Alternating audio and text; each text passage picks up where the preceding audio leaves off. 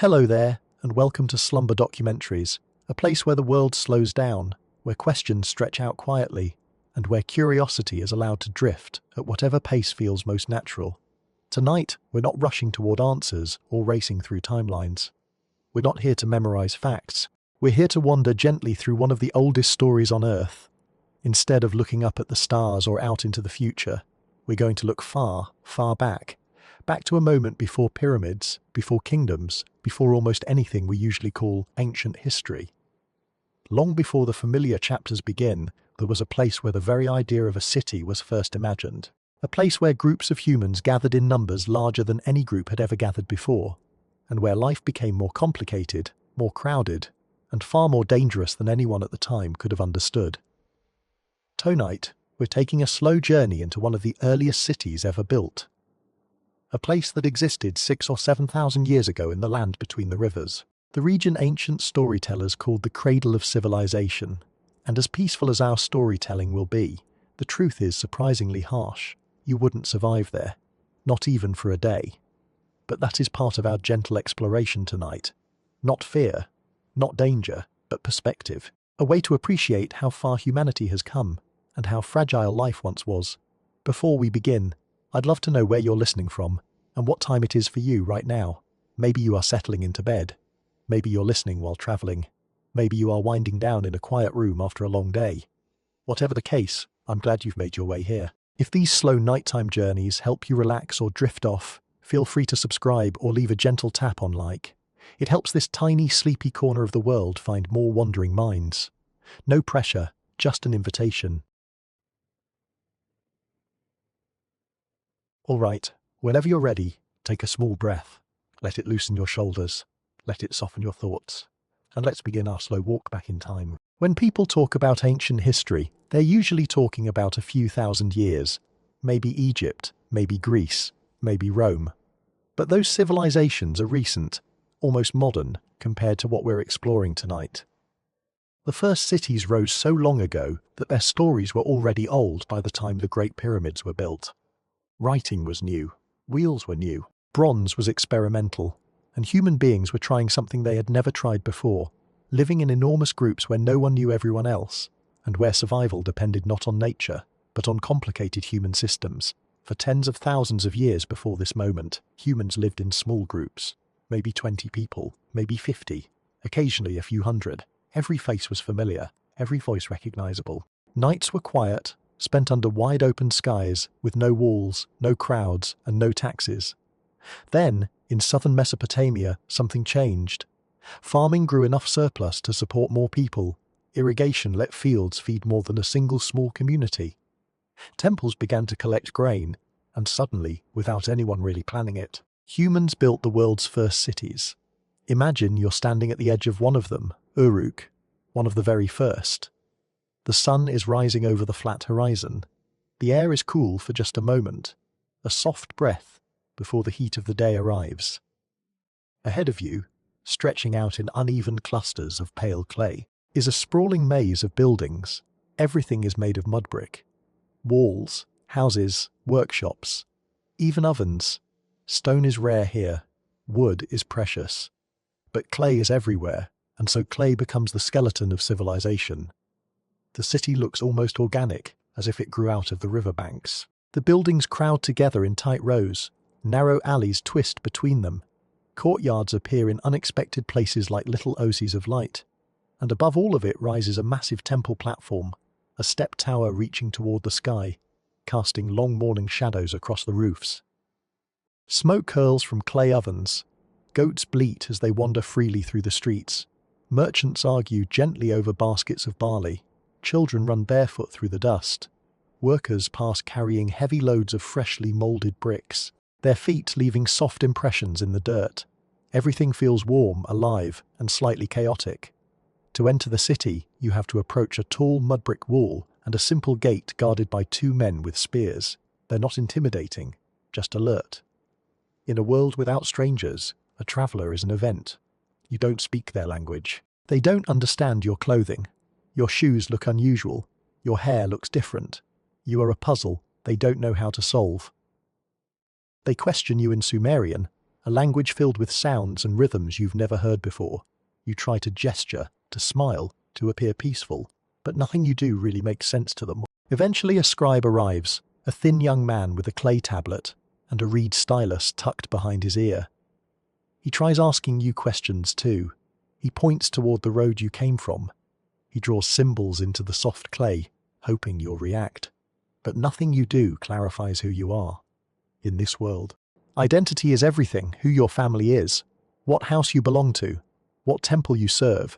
Without those things, you are almost invisible, and being invisible in the first cities of the world is dangerous.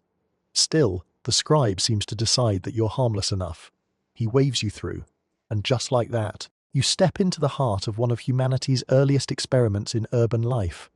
The noise reaches you first, a constant, buzzing hum. Pottery wheels spinning, animals calling out, merchants shouting, hammers tapping against bronze, the soft grinding of barley between stones, children laughing, distant chanting from the temple rising above it all. Villages sleep, cities murmur day and night. Uruk is no exception. You walk slowly, taking it all in. The warm earth beneath your feet, the smell of smoke and wet clay. The chaotic movement of people who seem to know exactly where they're going and what they're doing. Your senses are overloaded almost immediately. The first cities were not quiet places. Ancient texts even describe their noise as overwhelming. The city feels crowded, loud, and alive in ways you've never experienced. Then the heat begins to rise. The coolness of morning fades quickly, the sun climbs high, and soon the warmth becomes a heavy blanket pressing down on you. In Mesopotamia, temperatures could reach levels that feel almost punishing. Shade becomes precious. Water becomes more precious still. But the water here is not something your body can handle. It carries bacteria, parasites, and sediments your immune system has never encountered. People who grew up here are adapted to it, even though they still suffer frequent illness. You, on the other hand, would become unbearably sick within hours if you drank even a small amount. As you continue walking, people stop and stare. Not rudely, just with curiosity. You're unfamiliar, and unfamiliar things attract attention in a world before travel, before tourism, before outsiders regularly pass through. Children whisper to each other. Adults look you over, trying to guess your origins. A few people smile kindly, others simply watch. In their world, every stranger is a mystery, and mysteries are not common. Yet the city continues around you, indifferent in its momentum. You pass a baker pulling bread from a clay oven, a potter shaping a jar with practiced hands, a woman grinding grain, her stone making a rhythmic scraping sound, a man carrying fish still twitching from the river, groups of workers hauling loads toward the temple, scribes carving tiny wedge-shaped symbols into clay. Everywhere you look, life is happening with an intensity and closeness unlike anything you've known. You're walking through the birthplace of civilization, but you're also walking through a place where survival is fragile, where daily life is a constant balance between heat, illness, labor, crowding, and the unpredictable nature of the rivers that sustain everything. And as fascinating as it is, you wouldn't survive long, not because of violence or hostility, but simply because this world demands an adaptation you haven't had a lifetime to cultivate. Still, for now, you are just a quiet observer, drifting gently through a city that existed at the very beginning of human history, watching the first great experiment in urban living unfold around you, step by dusty step.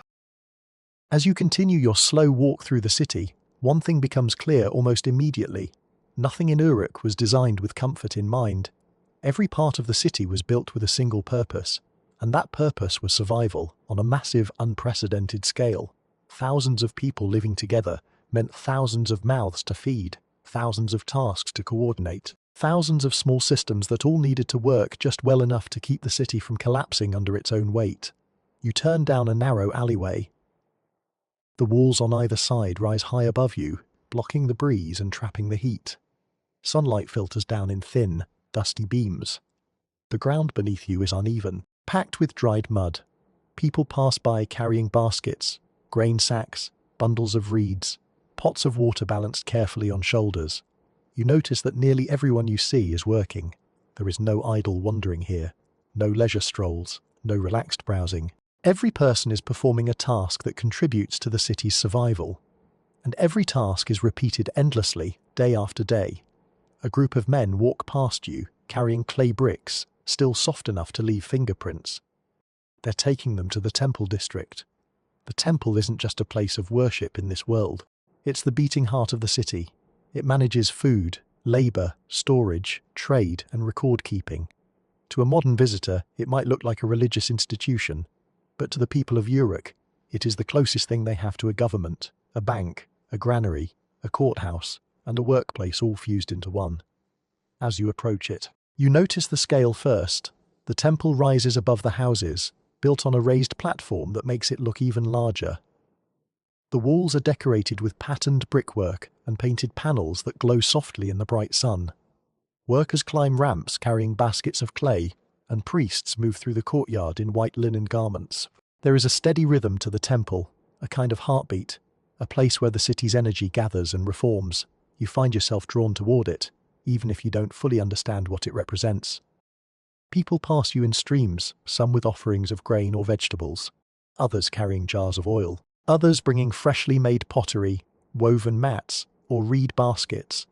In this world, offerings are not simply religious gestures. They are a form of tax, a way of contributing to the city's storage and distribution systems. The temple collects food, redistributes it to workers, organizes the fields, and manages the irrigation canals that keep everyone alive. Without it, the city simply couldn't function. As you follow the crowd, the air changes subtly. You begin to smell incense, thick, sweet, and smoky. You hear chanting from inside the temple, a low and steady sound that rises and falls like waves. People move with a quiet respect here. Even though the courtyard around the temple is crowded, there is a feeling of organization, of structure, as if every person knows exactly what they need to do and how they fit into a system larger than themselves. Inside the open-air areas of the temple complex, scribes sit with rows of clay tablets stacked around them. Each tablet is inscribed with tiny wedge-shaped marks, carefully arranged in neat lines. This is writing in its earliest form, not for poetry or storytelling, but for organization. The tablets contain records of grain rations, lists of workers, deliveries, offerings, debts, and inventories. Writing was born not from creativity, but from the overwhelming need to keep track of growing complexity. In a city this size, memory is not enough. A system is required. A scribe glances up at you. His eyes linger for a moment, trying to understand what you're doing here. You can tell he's wondering if you're supposed to be delivering something. No one comes to the temple courtyard empty-handed, unless they're there for a reason. Perhaps he thinks you're lost. Perhaps he wonders if you belong to a distant household. Whatever he assumes, he doesn't ask. He simply returns to his work, pressing the stylus into the soft clay with careful precision. Nearby, a line of workers waits for their daily ration. They carry small clay bowls or woven bags, and a priest stands next to a large basket filled with grain. One by one, each person steps forward, receives a measured scoop, and steps away. For many of them, this ration is what will sustain them through the day. Their lives depend on the temple, and the temple depends on their labor. It is a cycle as old as the city itself. You begin to feel the heat again. The temple courtyard offers a little shade, but the sun finds its way into every open space. Sweat forms on your forehead. The dryness of the air pulls moisture from your skin. You can see why people move with purpose here. Lingering outside in the heat for too long is uncomfortable at best, and exhausting at worst. You notice how people dress: loose skirts, simple shawls, fabrics tied in ways that allow air to circulate. They know how to live in this climate. You don't. You step away from the courtyard, trying to find a spot with more shade. Instead, you find yourself in one of the busiest parts of the city, the open market. Here, the noise intensifies. Merchants call out to passing customers. Livestock bleat and tug at ropes. Fishmongers lay out their morning catches on clay slabs. Piles of dates, figs, onions, and barley fill baskets woven from reeds. The smells blend together: earthy vegetables, river fish, sun-warmed grain, and the sharp scent of goats. You walk between stalls, taking it in slowly. A woman kneels on the ground, grinding herbs into a paste. A man shows a set of bronze tools to a customer, each piece gleaming in the sunlight. Another merchant cradles a jar of rich, dark oil, swirling it carefully to show its purity. A pair of teenagers haggle loudly over the price of dried fish. A small child sits under a canopy, braiding reeds into rope. Everywhere you look, hands are creating something. Tools, baskets, pots, food. And all of it is necessary. In the first cities, specialization has begun to emerge. Not everyone is a farmer anymore. Some people become potters, some become bakers, some become full-time laborers, some become priests or scribes. The city is a living organism, and every person plays a part. But as you move through the market, you notice something else. Something subtle but important. People here rely on systems you don't know. Currency isn't like the coins you might imagine. Silver is used, but often in weighed chunks, not minted shapes. Barter is common. Seals and tokens represent agreements or deliveries. A simple purchase becomes a negotiation of symbols and expectations, a conversation you have no idea how to participate in. A merchant offers you a handful of dates, gesturing with a friendly expression. You reach out, unsure what he wants in return. He begins explaining something quickly in Sumerian, holding up fingers, pointing to a jar of oil at another stall, then making a gesture toward your clothes. You realize he's not offering a gift. He's trying to trade with you. You shake your head gently and try to smile. He laughs a little, not unkindly, as if amused by your confusion. You keep walking. The market is full of curious glances, but also a kind of warmth. These people are not hostile. They simply live in a world where every interaction has a purpose, where every exchange keeps the city functioning. You are the unusual one here, the person who doesn't quite fit into the rhythm of things. Eventually, the noise becomes overwhelming. You move away from the stalls and back into a quieter street. The air is still hot, but the sound softens. Children run past, chasing each other with small clay balls. A woman sits outside her home. Weaving a mat, a group of men repair a wall, smoothing wet clay over the bricks with practiced motions. A dog trots by, tail wagging lazily. For a moment, the city feels almost peaceful. The chaos of the market fades into the background.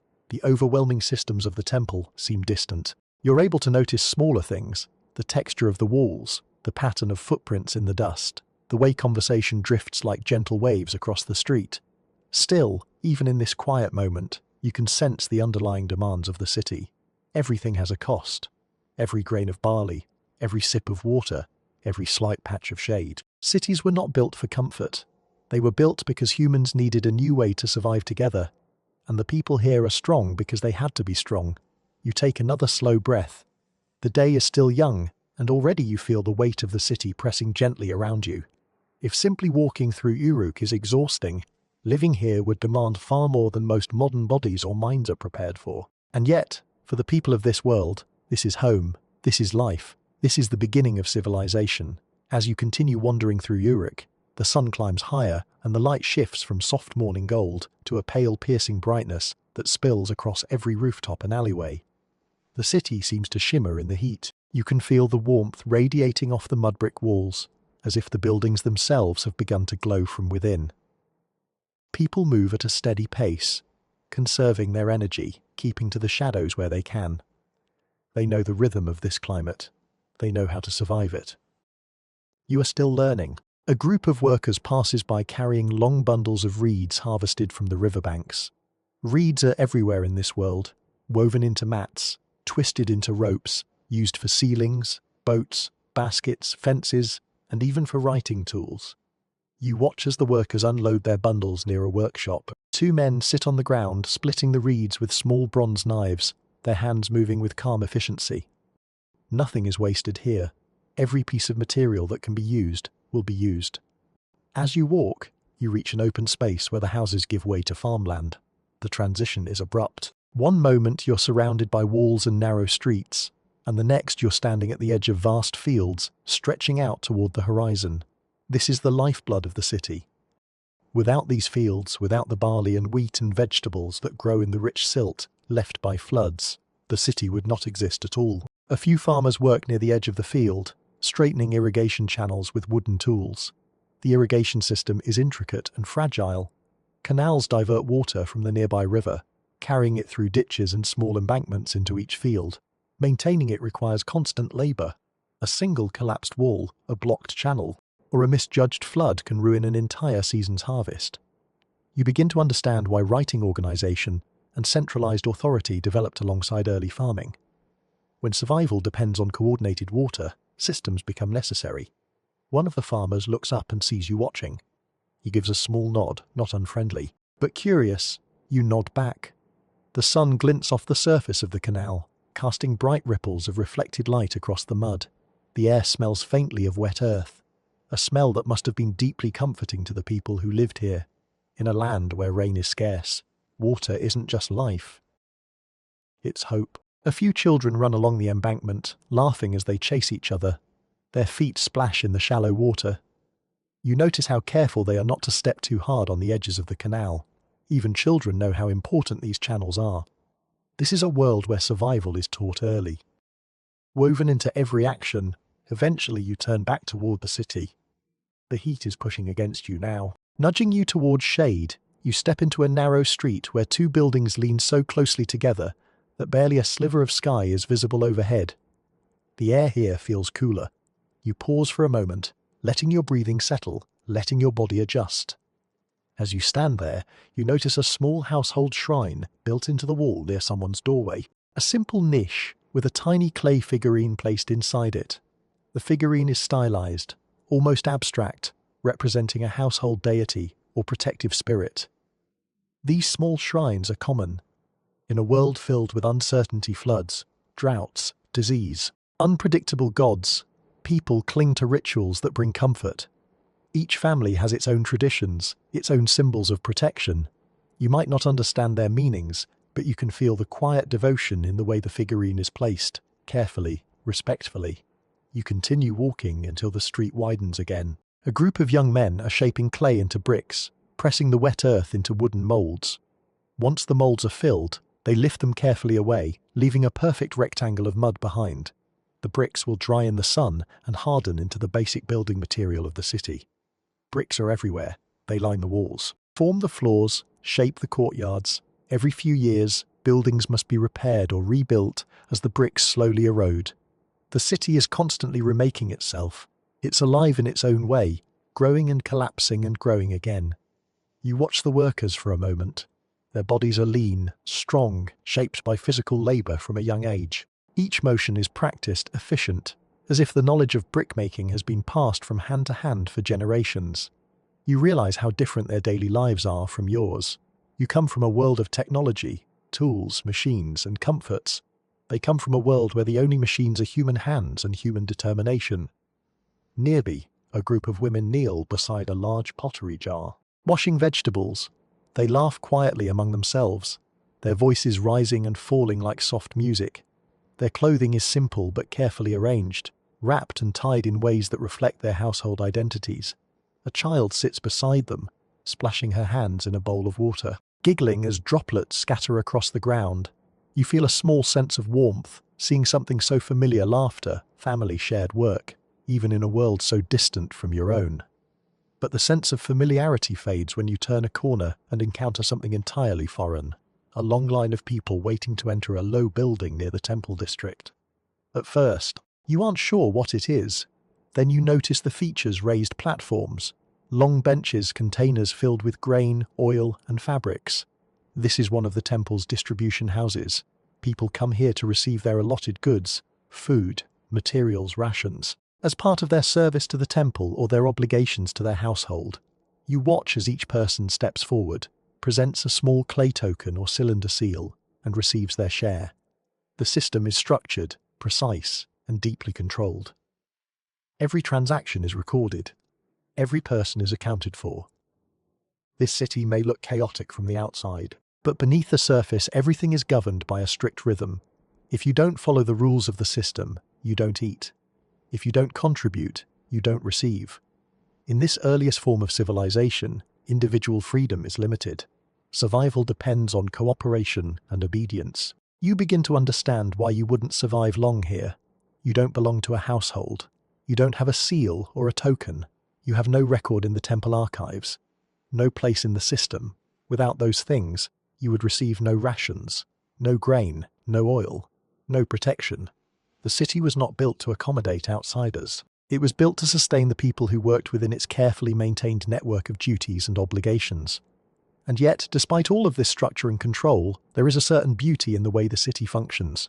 Every person has a role, every family contributes something, The temple guides the community. The fields feed the population. The workshops create tools and goods. The markets connect people through trade. It is a fragile system, but it works as long as everyone plays their part. You move away from the distribution house and back into the heart of the city. The sun is beginning its slow descent now, though the heat barely softens. A few clouds drift lazily across the sky. Shadows stretch longer across the ground. And with the changing light, the atmosphere of the city shifts again.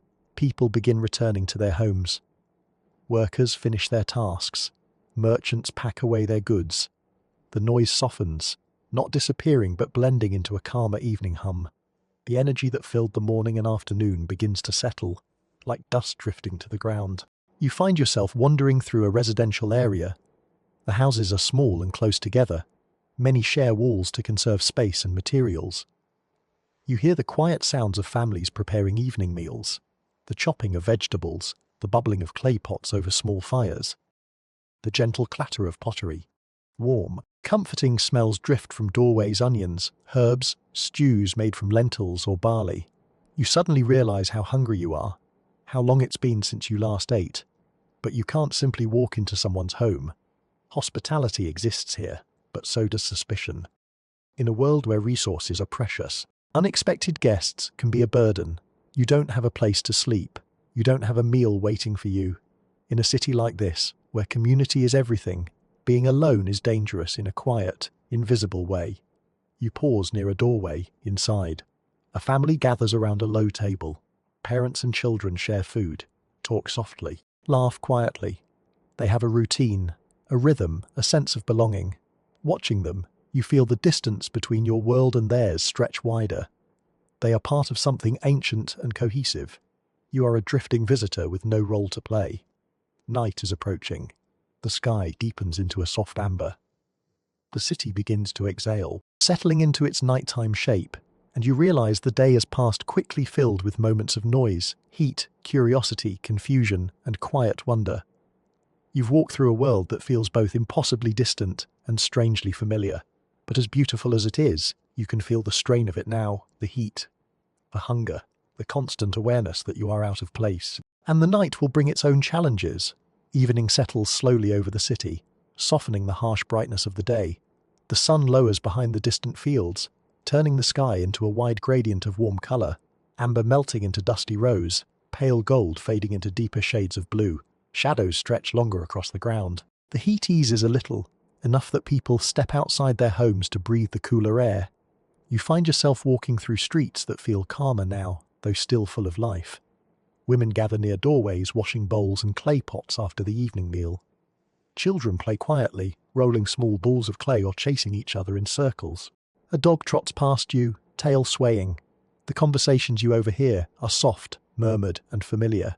The city is beginning its nightly transition, the long exhale after a day of labor. You feel yourself relaxing into the rhythm of the evening, even if you don't belong here. You can sense the comforting ritual of daily life settling over the city like a warm blanket. Smoke rises gently from rooftop hearths. The scent of cooked grain lingers in the air. The last light reflects off the mud brick walls in a way that makes them glow faintly.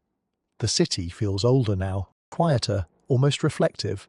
But even in this peaceful moment, you're reminded of something important. People who live here belong to households. Their evenings end with food and rest, surrounded by family and familiarity. You don't have those things. And as the sky grows darker, the difference becomes more noticeable. You walk until you reach a small open courtyard where a few men sit on low stools, talking in relaxed tones. One of them smokes a pipe made from fired clay, the smoke drifting lazily upward. Another holds a small, carved instrument and plucks its strings softly. The music is gentle, almost meditative. You stand at the edge of the courtyard, listening. No one seems bothered by your presence, but they also don't invite you to sit. You're a quiet passerby, a figure on the edge of their evening routine. You continue toward the heart of the city. The temple district still glows faintly with light from oil lamps. Priests move carefully along the stone pathways, carrying small bowls of burning incense. The air near the temple feels different at night, cooler, calmer, filled with a faint scent of aromatic resin. You hear low chanting from within the temple walls. It echoes softly, blending with the chirping of insects. There is a sense of timelessness here, as though the day's activity fades away and only the ancient rituals remain. You stop and listen. The chanting is slow and measured, following a pattern older than writing itself. In this world, religion isn't a separate part of life, it is life. Every harvest, every flood, every illness is tied to the gods. Without writing, without science, without modern knowledge, people turn to divine explanations for everything they cannot control. The temple is a place of reverence, power, fear, and hope all at once. As you watch the priests, you begin to understand why the temple is at the center of the city. The people here depend on its rituals to maintain order and to make sense of an unpredictable world. If the rains come late, the temple must intercede. If illness spreads, the temple must interpret signs. If the floods are too high or too low, the temple must explain why. This faith binds the city together. It is both a comfort and a source of authority. You turn away after a moment, giving the priests their space, and walk deeper into the city. Night has fully fallen now. Lamps flicker behind doorways. Small fires glow on rooftops where families gather for the evening breeze. Stars begin to appear above you, bright and unfiltered in the absence of modern light. You can hear laughter from a rooftop gathering. You can hear the gentle clinking of pottery. The city feels safe in its familiar routines, wrapped in the quiet intimacy of shared life. But beneath that calmness lies another truth. Nighttime in Uruk is not restful for everyone. Without artificial lighting or strong walls, the city becomes a place of uncertainty. Shadows hide scorpions and snakes. Dogs roam freely, looking for scraps. The smell of trash and discarded food attracts insects and other animals. And the narrow alleys can become disorienting in the dark, especially for someone who doesn't know the layout. You begin to wander without a clear direction. The soft glow of lamps is helpful, but the paths twist unpredictably. Streets you thought you recognized suddenly lead to unfamiliar courtyards. Homes look similar in the dim light. Same walls, same doors, same rooftops. It's easy to imagine getting lost here.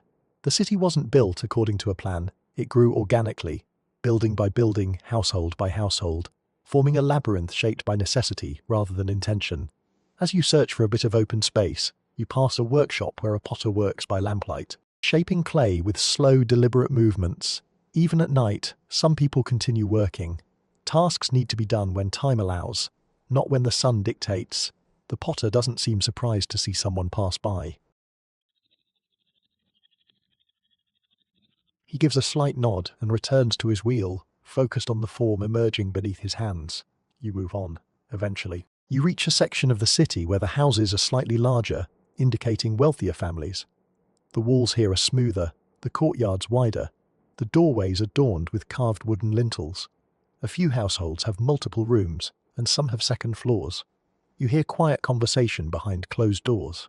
These families likely have servants, farmland, and ties to the temple. Their position in the city offers stability that others do not enjoy.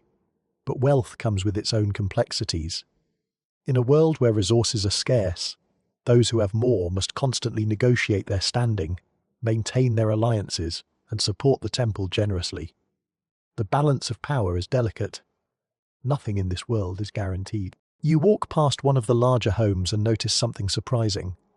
A group of people sits outside on mats arranged in a semicircle. They are listening to an older man speak, his voice low but animated. In his hands he holds a clay tablet, inscribed with wedge-shaped writing. He appears to be sharing a story, perhaps a myth or a historical tale. The listeners nod slowly, their faces illuminated by lamplight. This is storytelling in its earliest form, not read from books, not performed on stages, but shared intimately among families and neighbors. The tablets he holds might contain history, records, or poems. They might even be some of the earliest literature ever created. Something about the scene feels comforting. Even though you can't understand the words, you recognize the importance of stories in a world where knowledge is rare and precious. History is not just written, it is spoken, repeated, passed down. Memory is the true library of this world. You continue walking until the city quiets more fully. The last fires flicker low. The night breeze moves softly between the walls, carrying the faint smell of river water. You feel the fatigue of the day settling into your limbs. The heat, the noise, the hunger, all of it weighs on you. You realize that you don't know where you'll sleep. You don't know where it's safe to rest. Every family retreats to its own private world at night. There are no inns, no guest rooms, no places where a stray traveller can lie down without drawing suspicion. And in a city where people depend on each other for protection, someone sleeping alone outdoors would be viewed with concern or confusion. You pause near a low wall, considering resting there, but you sense it isn't wise. Stray animals roam the streets, insects scatter across the ground, and the temperature, though cooler than the day, begins to drop sharply. Nights in the desert can be cold, and without a blanket or warm clothing, sleeping outside could chill you quickly. You keep moving, hoping to find a safe corner. You pass a narrow alley where the smell of cooked lentils still lingers. You pass a closed door with a small clay lamp left burning beside it. You pass a rooftop where a family is settling into sleep, lying on mats beneath the stars. You hear their quiet breathing, their soft murmurs, the rustling of fabric. They look peaceful, and for a moment you imagine what it would be like to be part of this world, to belong somewhere within these walls. But you don't. Not yet. You are still an outsider, drifting through a city that doesn't have a place for you. You finally find a stretch of wall that seems secluded. It offers a little shelter from the wind and enough shadow to hide you from casual glances. You lean against it, feeling the exhaustion pull you downward. The wall is cool to the touch. The night air moves gently around you. Somewhere in the distance, a dog barks. Somewhere else, water drips steadily into a basin. You take a slow breath and close your eyes. The city murmurs around you, distant, ancient, alive. You are alone in the cradle of civilization, a visitor from a distant future trying to survive in a world that was never meant for you, and the night, with all its quiet and uncertainty, has only just begun. You drift in and out of a light, uneasy rest as the night deepens around you.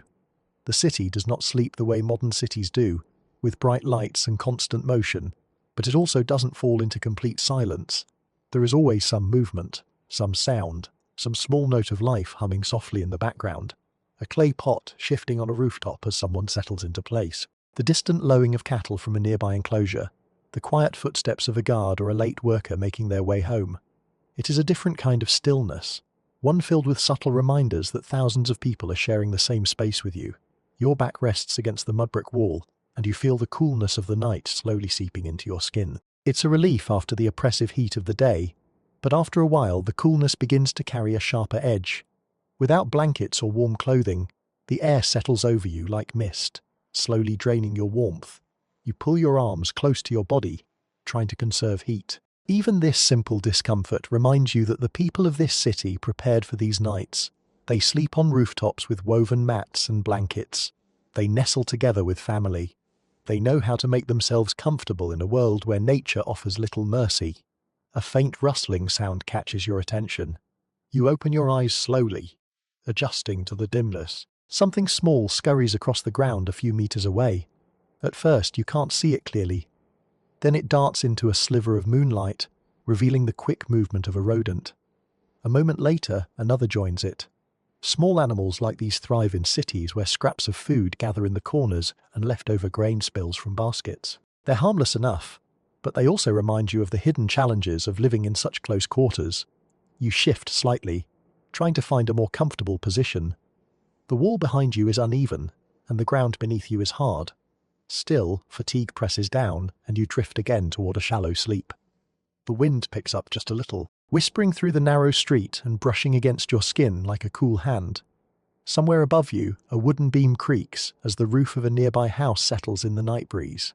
You lose track of time. Minutes slide into each other, then into hours. The night passes like a slow river, carrying you along with its soft current. At some point, you hear a distant group of voices. Men speaking quietly, perhaps guards making their rounds. Their footsteps echo lightly off the walls. They don't come down your street, but the sound of their presence offers a strange kind of reassurance. Even in this ancient city, there are people watching, listening, keeping order in their own way. Eventually, the deep quiet of night begins to change. It's subtle at first. A gentle shift in the air, as though the city itself is inhaling in preparation for waking. A faint glow begins to touch the eastern sky. Birds start to call out in soft, hesitant notes. The darkness thins slowly, barely noticeable unless you are already awake. You open your eyes fully now. The world around you is still dim, but not dark. The sky above the rooftops is beginning to lighten. You've made it through the night, uncomfortable and cold, but unharmed. As the first hints of dawn touch the city, you push yourself upright, your muscles stiff from sleeping on hard ground. You stretch your arms, your back, feeling the aches of an ancient night lived without the comfort of modern bedding. The morning air is cool, almost refreshing. A faint mist rises from the canals, carrying the scent of damp earth. You hear movement from nearby homes, doors opening, footsteps shuffling, people beginning their morning routines. The city is waking. Fires crackle to life in courtyards as people begin to prepare bread for the day. You smell the rising scent of smoke and freshly baked flatbread. The warmth of the ovens slowly spreads into the streets. You begin to walk again, letting the morning guide you through new corners of the city. In the gentle light of dawn, Uruk feels different, softer, calmer, as though the city itself is stretching and yawning after a long sleep. The harshness of the sun hasn't arrived yet, and the buildings glow faintly in the early light. The world feels ancient and fragile, and new all at once. You pass a woman sweeping the area outside her home. She moves with practiced ease, clearing away dust and debris left by the night. She glances at you briefly, curious but not alarmed. Perhaps she assumes you are an early worker.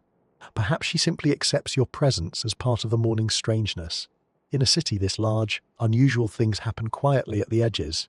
As you continue walking, you find yourself near a cluster of workshops that are just beginning their day. A potter kneels beside a large kiln, feeding small pieces of wood into the opening. The fire inside glows a rich orange, ready to bake the vessels prepared the day before. The potter nods at you, barely breaking his concentration. A boy beside him carries a tray of clay cups, carefully balanced so none of them fall. Their day has already begun. Farther down, a group of men are preparing to travel to the fields. They carry tools over their shoulders and small pouches of food tied at their waists. Their conversation is low and steady, discussing water levels, planting schedules, and the condition of the irrigation canals. These fields are the heart of the city's survival, and each day they require attention and care. Without the farmers, the city starves. As you approach a canal, you see workers checking the flow of water. They adjust small gates and scrape away mud that has settled overnight. It's a never-ending task. The river gives life, but only when managed with careful attention. Too little water and the crops fail. Too much water and the fields flood. You watch as one man dips his hand into the canal, testing the flow with practiced instinct. These people understand their land intimately. Their knowledge is deep, earned through years of living in partnership with the river. You move back toward the center of the city. The early market is beginning to stir. Merchants arrange baskets of goods in neat rows: dates, onions, herbs, figs, grain. A fisherman arrives carrying a few fresh catches wrapped in wet reeds. He sets them out carefully, their silver scales catching the morning light. Buyers haven't arrived yet, but the merchants prepare all the same.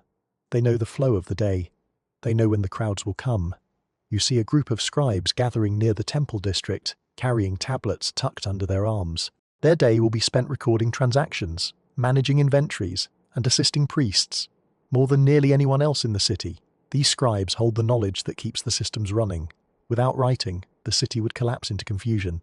They don't know it yet, but their work is the seed from which all future literature, law, and history will grow. A few priests emerge from the temple, beginning their early rituals.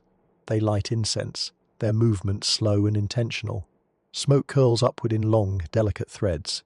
The scent floats through the air, mixing with the smells of bread and river water. A quiet chant begins, too soft to understand, but steady enough to recognize as prayer. Watching all of this, you begin to feel the weight of the city's daily rhythm. The routines are ancient, yet intensely alive. Everything depends on everything else. The farmers feed the city. The temple organizes the farmers. The scribes record the temple's work. The craftsmen create the tools the farmers need. The markets distribute the goods. The canals sustain the fields. The gods sustain the people. It is all woven together. A delicate tapestry held in place by countless hands. You continue walking until you find a shaded corner where you can rest. The morning sun has risen enough to cast a warm glow across the streets, but its heat has not yet reached full strength. People move with purpose, carrying baskets, tools, food, and water. You watch them quietly, feeling both connected and separate. You are here among them, but not of them. And as another day begins in the first cities of humanity, you realize something profound. For all the challenges, for all the discomforts, this world has a quiet beauty, a rhythm that has shaped every civilization that came after it. A place where humanity learned how to live together, how to organize, how to build, how to believe. You take a slow breath, feeling the morning settle around you. The city is fully awake now, and you, still a stranger here, prepare to follow its unfolding day, wherever it leads next. The city gathers momentum as the morning unfolds, and you find yourself swept gently into its rising energy. The quiet of dawn, with its soft footsteps and muted voices, slowly gives way to a new wave of sound, sharper, busier, layered with intention. This is the hour when Uruk truly wakes, when the city shifts from the stillness of night into the bustling pulse that defines its daylight life. You move with the flow of people heading toward the center of the city. The market is forming quickly now. Merchants spread woven mats on the ground, laying out their goods with practiced motions. Clay jars are arranged in neat rows. Vegetables are displayed in shallow baskets. Handcrafted tools glimmer faintly in the rising sun. Each object has traveled through many hands before reaching this place. Grown, gathered, shaped, carried. Nothing in this world is mass-produced. Every item is a product of someone's labor, someone's time, someone's skill. A merchant catches your eye and gestures warmly, as if inviting you to examine his wares. He holds up a small clay figurine, an abstract shape with delicate lines etched across its surface. You aren't sure whether it represents a household deity, a child's toy, or perhaps a decorative charm. The merchant explains its significance in rapid Sumerian, smiling as he speaks, assuming you understand. You don't. But the tone of his voice tells you he's proud of it, as though each figurine carries a piece of his artistry. You nod appreciatively before moving on, not wanting to offend by refusing something you cannot buy. Nearby, a woman kneels beside a collection of woven fabrics. She lifts a length of cloth, holding it up to the morning light to show its fine texture. The fabric sways gently like a wave caught in a silent wind. Other women gather around her, touching the weave, examining its softness, debating its quality. You can hear the subtle rise and fall of their voices, each tone carrying decades of shared knowledge about weaving, dyeing, and crafting cloth, in a world where every thread matters. Further ahead, a potter arranges his newly fired bowls on a reed mat. Each bowl is slightly different, shaped by hand, painted with simple geometric patterns. The potter sits cross-legged, gently tapping one bowl with the nail of his finger. The ceramic rings with a clean, hollow note that seems to satisfy him. He places it carefully beside the others. Tools, pottery, fabrics, baskets. These goods are the foundation of life here. Without them, the city could not function. The market noise blends together in a soft symphony. Calls from merchants, laughter from children, the rustle of fabric, the rhythm of footsteps on dust. People weave through the stalls, creating a living tapestry of motion. They greet each other with small nods, knowing smiles, short conversations. Everyone knows someone, and everyone knows someone else. Connections are the social glue of this world. You are the only person here without a thread woven into this fabric.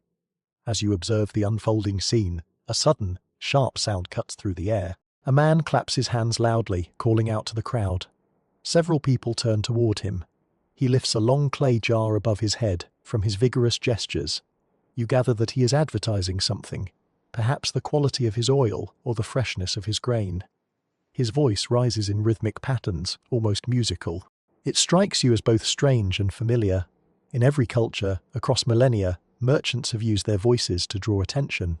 Even here, at the dawn of civilization, that pattern already exists. You step away from the market for a moment, drawn toward a narrow street where a group of workers pass carrying large baskets of clay tablets. They move quickly, each tablet held with the caution of someone carrying something fragile, yet incredibly important. You follow them at a distance until they enter a building near the temple district.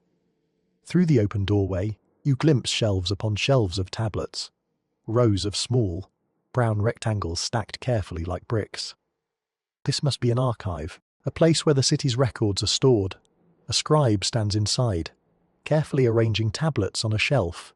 His movement is deliberate, his posture almost reverent. These tablets are not just lists and numbers, they are the city's memory. Without writing, complex civilization would crumble into confusion. The archive holds the weight of the city's entire structure: debts, trades, harvests, workforce assignments, religious offerings, ceremonial records. Every aspect of life is documented. You watch the scribe for a moment, marveling at the idea that writing something so basic in your world is here, still in its earliest form, fragile and precious. You step away from the building, letting the sound of the scribes fade as you walk. Ahead of you, you see a group of boys practicing throwing reed spears at a target etched into a mud brick wall. Their laughter carries down the street. One boy throws too hard and misses, his spear bouncing harmlessly off the ground. The others tease him playfully. It's a reminder that even in a world of harsh survival, children find time to play, to laugh, to be children. Nearby, a woman crouches beside a small hearth, preparing a mixture of herbs. She crushes them with a rounded stone, the rhythmic grinding motion calm and soothing. Perhaps she is making a remedy for a neighbor or a salve for her own family. In a world without modern medicine, people rely on knowledge passed down through generations: the properties of plants, the uses of oils, the methods of caring for wounds and illnesses. Healing is an art as much as a skill. As you continue wandering, the sun climbs higher, the warmth becomes insistent again. Shadows shorten. The streets begin to shimmer with rising heat. You notice that many people retreat indoors or into shaded courtyards during the midday hours. The city does not stop, it simply shifts. Work that requires sunlight continues, but work that can be done in shade moves indoors. People adapt, because adaptation is the key to survival here. You begin to feel the intensity of the heat building around you. The dryness pulls at your throat, reminding you of your need for water. But you know the water available is unsafe for you. The people here drink from canals, wells and storage jars that your modern immune system cannot tolerate. Dehydration presses against you, a slow creeping heaviness. You realize how quickly even the simplest needs, like a drink of water, become complicated in this world. You search for shelter from the sun and find a wide stone step near a courtyard wall. You sit for a moment, letting your body rest in the shade. A few passers-by glance at you, not with suspicion now, but with a kind of mild curiosity. People are getting used to seeing you in the streets. Perhaps they assume you belong to a distant household, or perhaps they think you are a servant running errands. In a city this large, people can go unnoticed if they move with quiet purpose. Yet even as you rest, you know the deeper truth: you cannot remain here without help. The people of Uruk survive because they belong to a system that supports them: families, temples, duties, rations. You are adrift in a world built on obligations and roles you cannot fulfill. As you sit quietly, a shadow falls across you. A young man approaches, holding a small piece of bread. He studies you for a moment, perhaps trying to understand why you look so lost. Without a word, he extends the bread toward you. It's a simple gesture, but one that carries enormous weight in a place where food is precious. You accept it gently, nodding your thanks. The young man nods back, then continues on his way, as if offering food to a stranger is a small act of kindness woven naturally into the fabric of life. The bread is coarse but warm, with a comforting, earthy taste. You eat it slowly, savoring each bite. It eases the hunger that has been growing since yesterday. Even this small nourishment feels like a lifeline, a reminder that kindness can be found even in the oldest corners of the world. With renewed strength, you continue walking. The city vibrates with life all around you. Workers return to the fields. Merchants adjust their stalls in the sun. Children play in shaded courtyards. Priests chant softly in the temple. And you, drifting between these lives, continue your journey through the ancient heart of the first cities. The day is far from over, and the deeper rhythms of the city have only begun to reveal themselves. As the midday heat deepens, the city settles into a slower rhythm, one dictated by the brightness of the sun and the weight of the air. The streets empty a little as people retreat into shade or into the inner rooms of their homes. These quiet hours are not a time of idleness, but of careful pacing. Work that requires strength or endurance pauses. Tasks that can be done sitting, weaving, sorting, or carving continue in the cool dimness of the domestic world. The city is not resting, it is adjusting. You rise from your shaded spot and walk again, following the subtle shifts in sound that help guide your direction. The low murmur of conversation fades behind you, replaced by the quiet scrape of sandals on dry earth. A small group of women passes by carrying clay jars wrapped in woven cloth. They move steadily, balancing the jars with practiced ease. The cloth coverings help keep the contents cooler in the intense heat. It's remarkable how much knowledge is embedded in tiny gestures like these. Knowledge that has been shaped by generations living under this same sun. You follow at a distance, watching as they turn into a courtyard. The courtyard is shaded by a large reed canopy stretched tightly across wooden poles. Beneath it, two older women sit grinding grain between stones, their arms moving in smooth, rhythmic motions. The grinding stones sound like distant waves, a soft, repetitive brushing that blends with the faint chatter of conversation. The younger women set down their jars beside them. One kneels to help with the grinding, her movements slightly less fluid than the elders, but still confident and strong. You linger for a moment, observing the small scene of daily life. There is something calming about it, something grounding. No one hurries, no one seems anxious. The work is steady, the atmosphere gentle. Even in this ancient world filled with dangers and hardships, there are moments like this simple, communal, peaceful. A reminder that human life, in all ages, contains pockets of quiet harmony. You continue down the narrow street, and soon hear a different sound, the steady beat of a hammer against metal. The noise is sharp but rhythmic, carrying a sense of purpose. You follow it to a small open workshop where a metal worker is shaping a bronze blade. The workshop is dark inside, lit only by a small fire burning in a clay furnace. Sparks jump occasionally as the man hammers the heated metal on a flat stone. His arms are thick and strong, his hands steady and practiced. Near him, a young apprentice watches closely, occasionally handing him tools or adjusting a pot of cooling water. The apprentice's face glistens with sweat from the heat of the furnace, yet he doesn't flinch. This is his world, his training, his future. In a society where labour begins early and specialties are passed from generation to generation, the apprentice already knows that his path is shaped by the knowledge he inherits. The metalworker does not look up as you pass, but the rhythm of his hammer follows you down the street.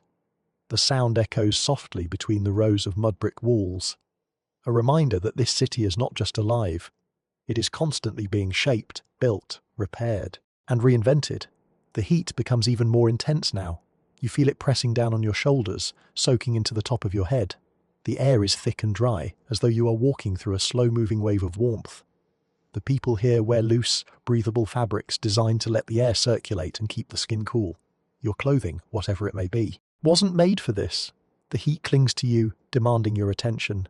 You turn into a wider street, hoping to find some relief. The open space lets the wind move more freely, creating tiny currents of air that brush across your face. It helps, but only a little. In the distance, you see a large area where people gather around a shallow pool of water fed by a canal. They are not bathing. Bathing is done with care, usually at home or in private spaces. Instead, they are using the water to wash tools, wet clay, or cool their hands and forearms. A few children splash at the edges, their laughter bright and refreshing. Water is precious here, but it is also comforting, and people use it in small ways to make the heat more bearable. A woman kneels at the edge of the pool, dipping a cloth into the water and wringing it out before wiping her forehead. Her face shows relief in the momentary coolness. A man beside her washes his feet, letting the water run between his toes before stepping back into his sandals. These brief touches of water help them stay grounded through the long, hot hours. Ono of the children notices you watching and runs over with a grin. He splashes a tiny bit of water in your direction, laughing as he does. His mother quickly calls him back, apologizing with a friendly gesture, though her tone suggests she is more amused than upset. You smile softly, feeling the brief, unexpected connection lighten your mood. Small interactions like these remind you that even in a city thousands of years old, human nature remains familiar. You leave the area and walk toward the temple district again. Even from a distance, you can sense the importance of the space. The temple rises above the city, its stepped layers visible from nearly every street. The midday sun reflects off its pale surfaces, giving it an almost luminous appearance. As you approach, the air becomes heavier with the scent of burning incense. The priests have begun the noon rituals, offering prayers and smoke to the gods in hopes of maintaining balance and harmony. Watching as the priests move between altars, carrying small bowls of offerings, Their garments, made of fine linen, flutter softly in the heat. The chanting is low and steady, creating a calming vibration that fills the space. Even if you don't understand the words, the sound has a soothing quality, like a melodic hum that blends with the soft rustle of wind over clay. People approach the temple slowly with deliberate steps. Some carry small offerings, handfuls of grain, a jar of oil, a simple woven mat. Others bring nothing but their presence, seeking guidance or comfort. Religion is not just belief, it is the structure that holds society together. Without the temple's order, the city would stumble into chaos. The gods are woven into every aspect of life, from planting seeds to settling disputes. You step back slightly, letting the moment unfold without intruding. The chant rises gently, then fades, then rises again. The smoke curls upward in shimmering threads. The air seems to hold its breath, as if the city waits for the gods to listen. After some time, the ritual ends. The priests retreat into the inner chambers of the temple. The courtyard gradually empties. People return to their daily routines, carrying with them the quiet reassurance that the gods have been honored. You walk away slowly, processing the experience. Even as an outsider, the temple's presence feels powerful, grounding. It is a reminder that long before written stories, long before recorded history, humanity found meaning in ritual, in connection, in something greater than their daily struggles. You wander back into the heart of the city, following the ebb and flow of people as the midday heat begins its slow descent. The streets remain warm, but the oppressive weight starts to lift. Shadows grow longer again, stretching across the ground. The city begins its gentle transition toward afternoon, a slow, natural rhythm shaped by the sun. You feel the day passing through you, almost like a tide. From morning's quiet, awakening to the peak of the afternoon heat, the city has shown you yet another layer of itself. Uruk is not a place you move through quickly. It requires patience, observation, and humility. It asks you to slow down, to watch, to listen, to understand that every brick, every field, every ritual is part of a greater whole. And as you walk, tired but steady, you realize something else. You are beginning to fall into the city's rhythm, not comfortably, not securely, but enough to sense its pulse, enough to appreciate its ancient heartbeat. The afternoon is only just beginning, and there is much more this world will show you. As the afternoon stretches further, the city begins to shift, in ways that are subtle but meaningful. People return to the streets with renewed energy now that the sun's intensity has softened. The air is still warm, but the edge of the heat has worn down enough for movement to feel easier. You feel the difference immediately, as though the entire city is letting out a small breath of relief. You walk down a wider street, lined with workshops. Craftsmen sit at the entrances to their workspaces, taking advantage of the light before evening arrives. In one workshop, a man carves wooden handles for tools, his knife moving through the wood with smooth, steady strokes.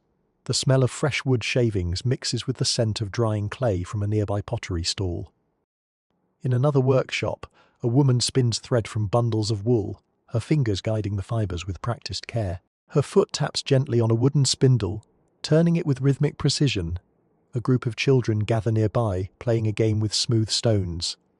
They toss the stones into the air, catching them on the backs of their hands, laughing at mistakes and cheering for successes. Their laughter carries across the street, a bright sound that contrasts with the heavier noises of work. You watch them for a moment, reminded that even in the earliest cities, children created pockets of play in the spaces between daily labor. Their joy feels timeless, unbound by the age of the world around them. You move on and pass a courtyard where a family is repairing their home. The mud brick walls show signs of wear from the weather, and the family members work together to patch cracks and replace sections that have eroded. One person mixes fresh mud with straw, kneading the mixture with their hands until it reaches the right consistency. Another presses the mud into gaps in the wall, smoothing it carefully to blend with the older bricks. A third person carries water from a nearby jar to keep the mixture moist. This kind of repair is a constant part of life in a city, built largely from clay.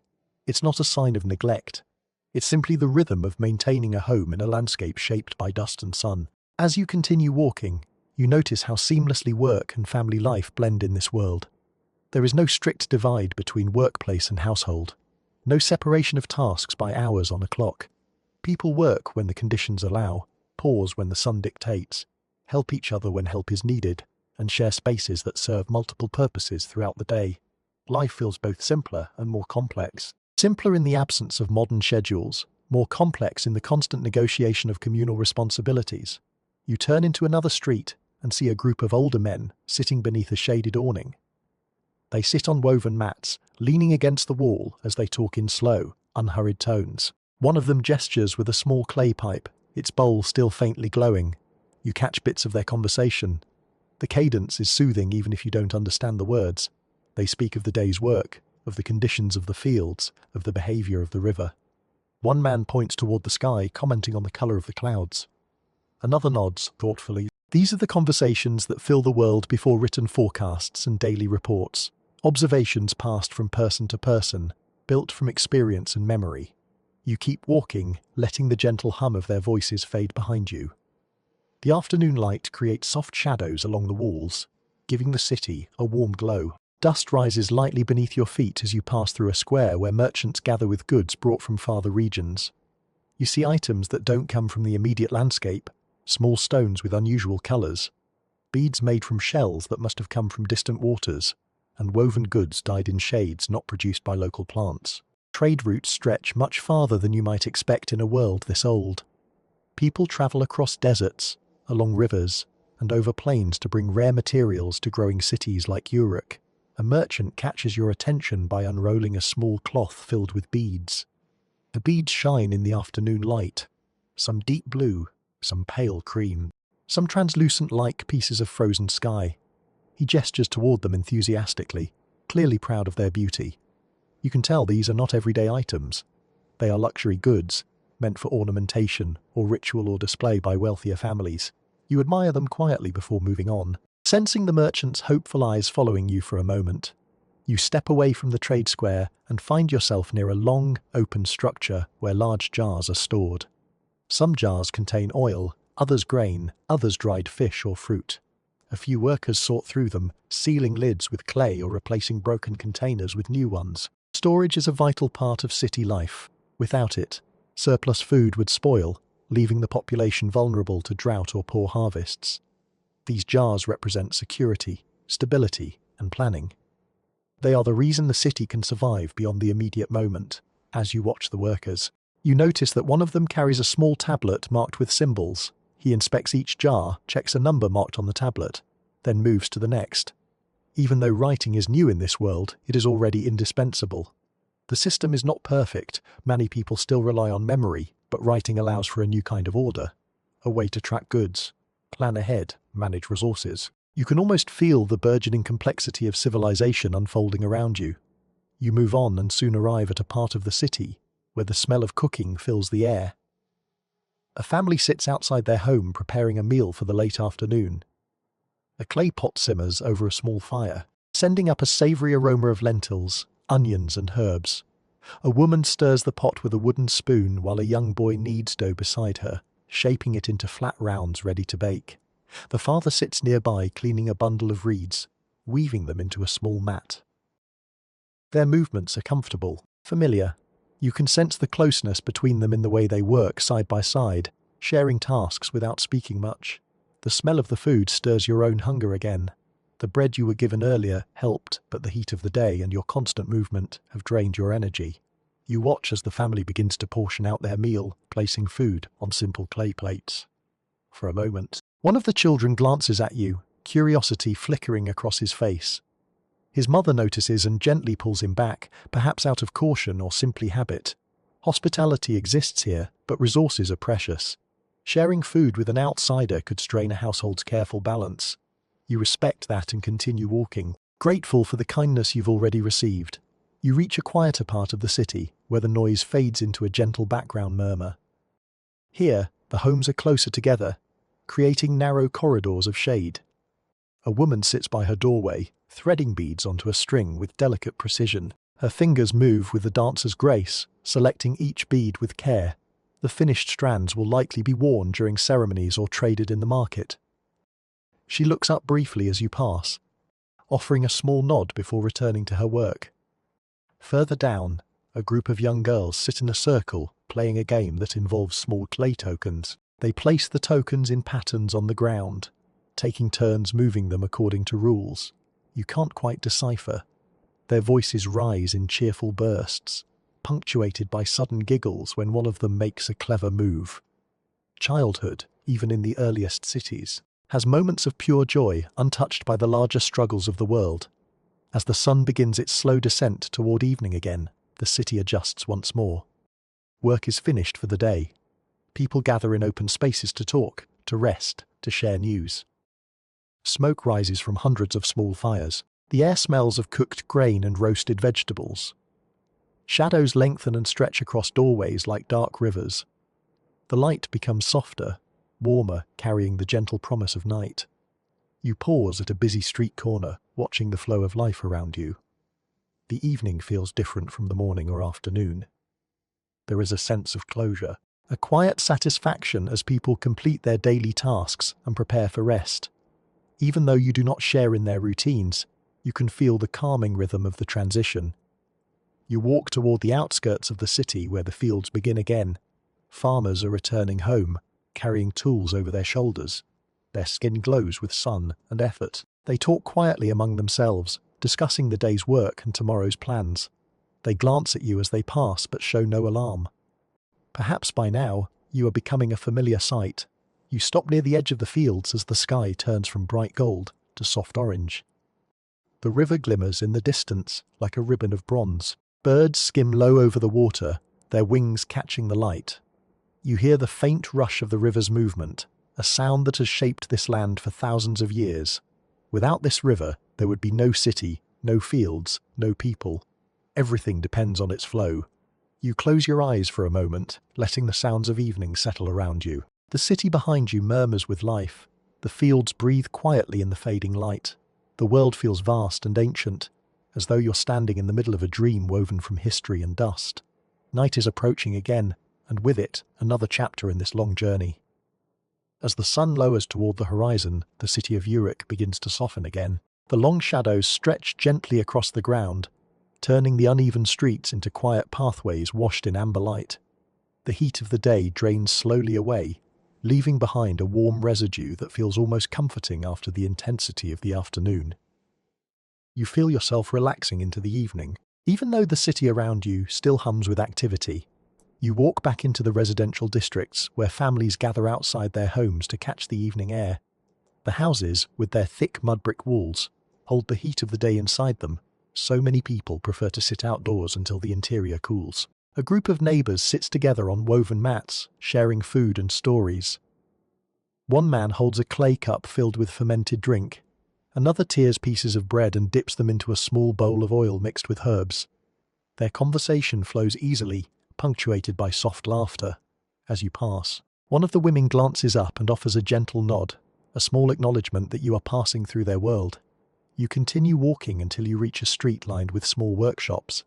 Even at this hour, some craftsmen continue their work. A young woman sits at a low table carving grooves into a half-finished clay bowl. Her hands move slowly, giving the bowl a decorative pattern. A lamp burns beside her, flickering gently in the wind. The light creates warm ripples across her face, revealing her concentration. Nearby, a man sits repairing a broken tool by the last light of the day. He tests the blade with his thumb, nods to himself, and begins sharpening it against a stone. These are not hurried tasks. They are rituals of completion, preparing for the next day's labor. As you move deeper into the city, the sound of a distant drum reaches your ears. It's a soft, steady beat, more rhythmic than loud. You follow the sound and soon find yourself near a gathering in an open courtyard. Several people sit in a wide circle under the fading sky.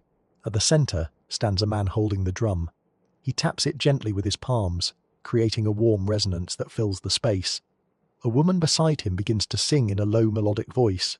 The others listen with stillness, letting the music wash over them. The song carries emotion, even if you don't understand the words. It rises and falls like the flow of the river, like the pulse of the city. The listeners lean in, their expressions softened by the moment. The children sit cross-legged in front, their eyes wide with attention. The adults sit behind them, some with their hands resting on their knees, others leaning comfortably against the walls. The music feels like an anchor, something that binds the community together across generations.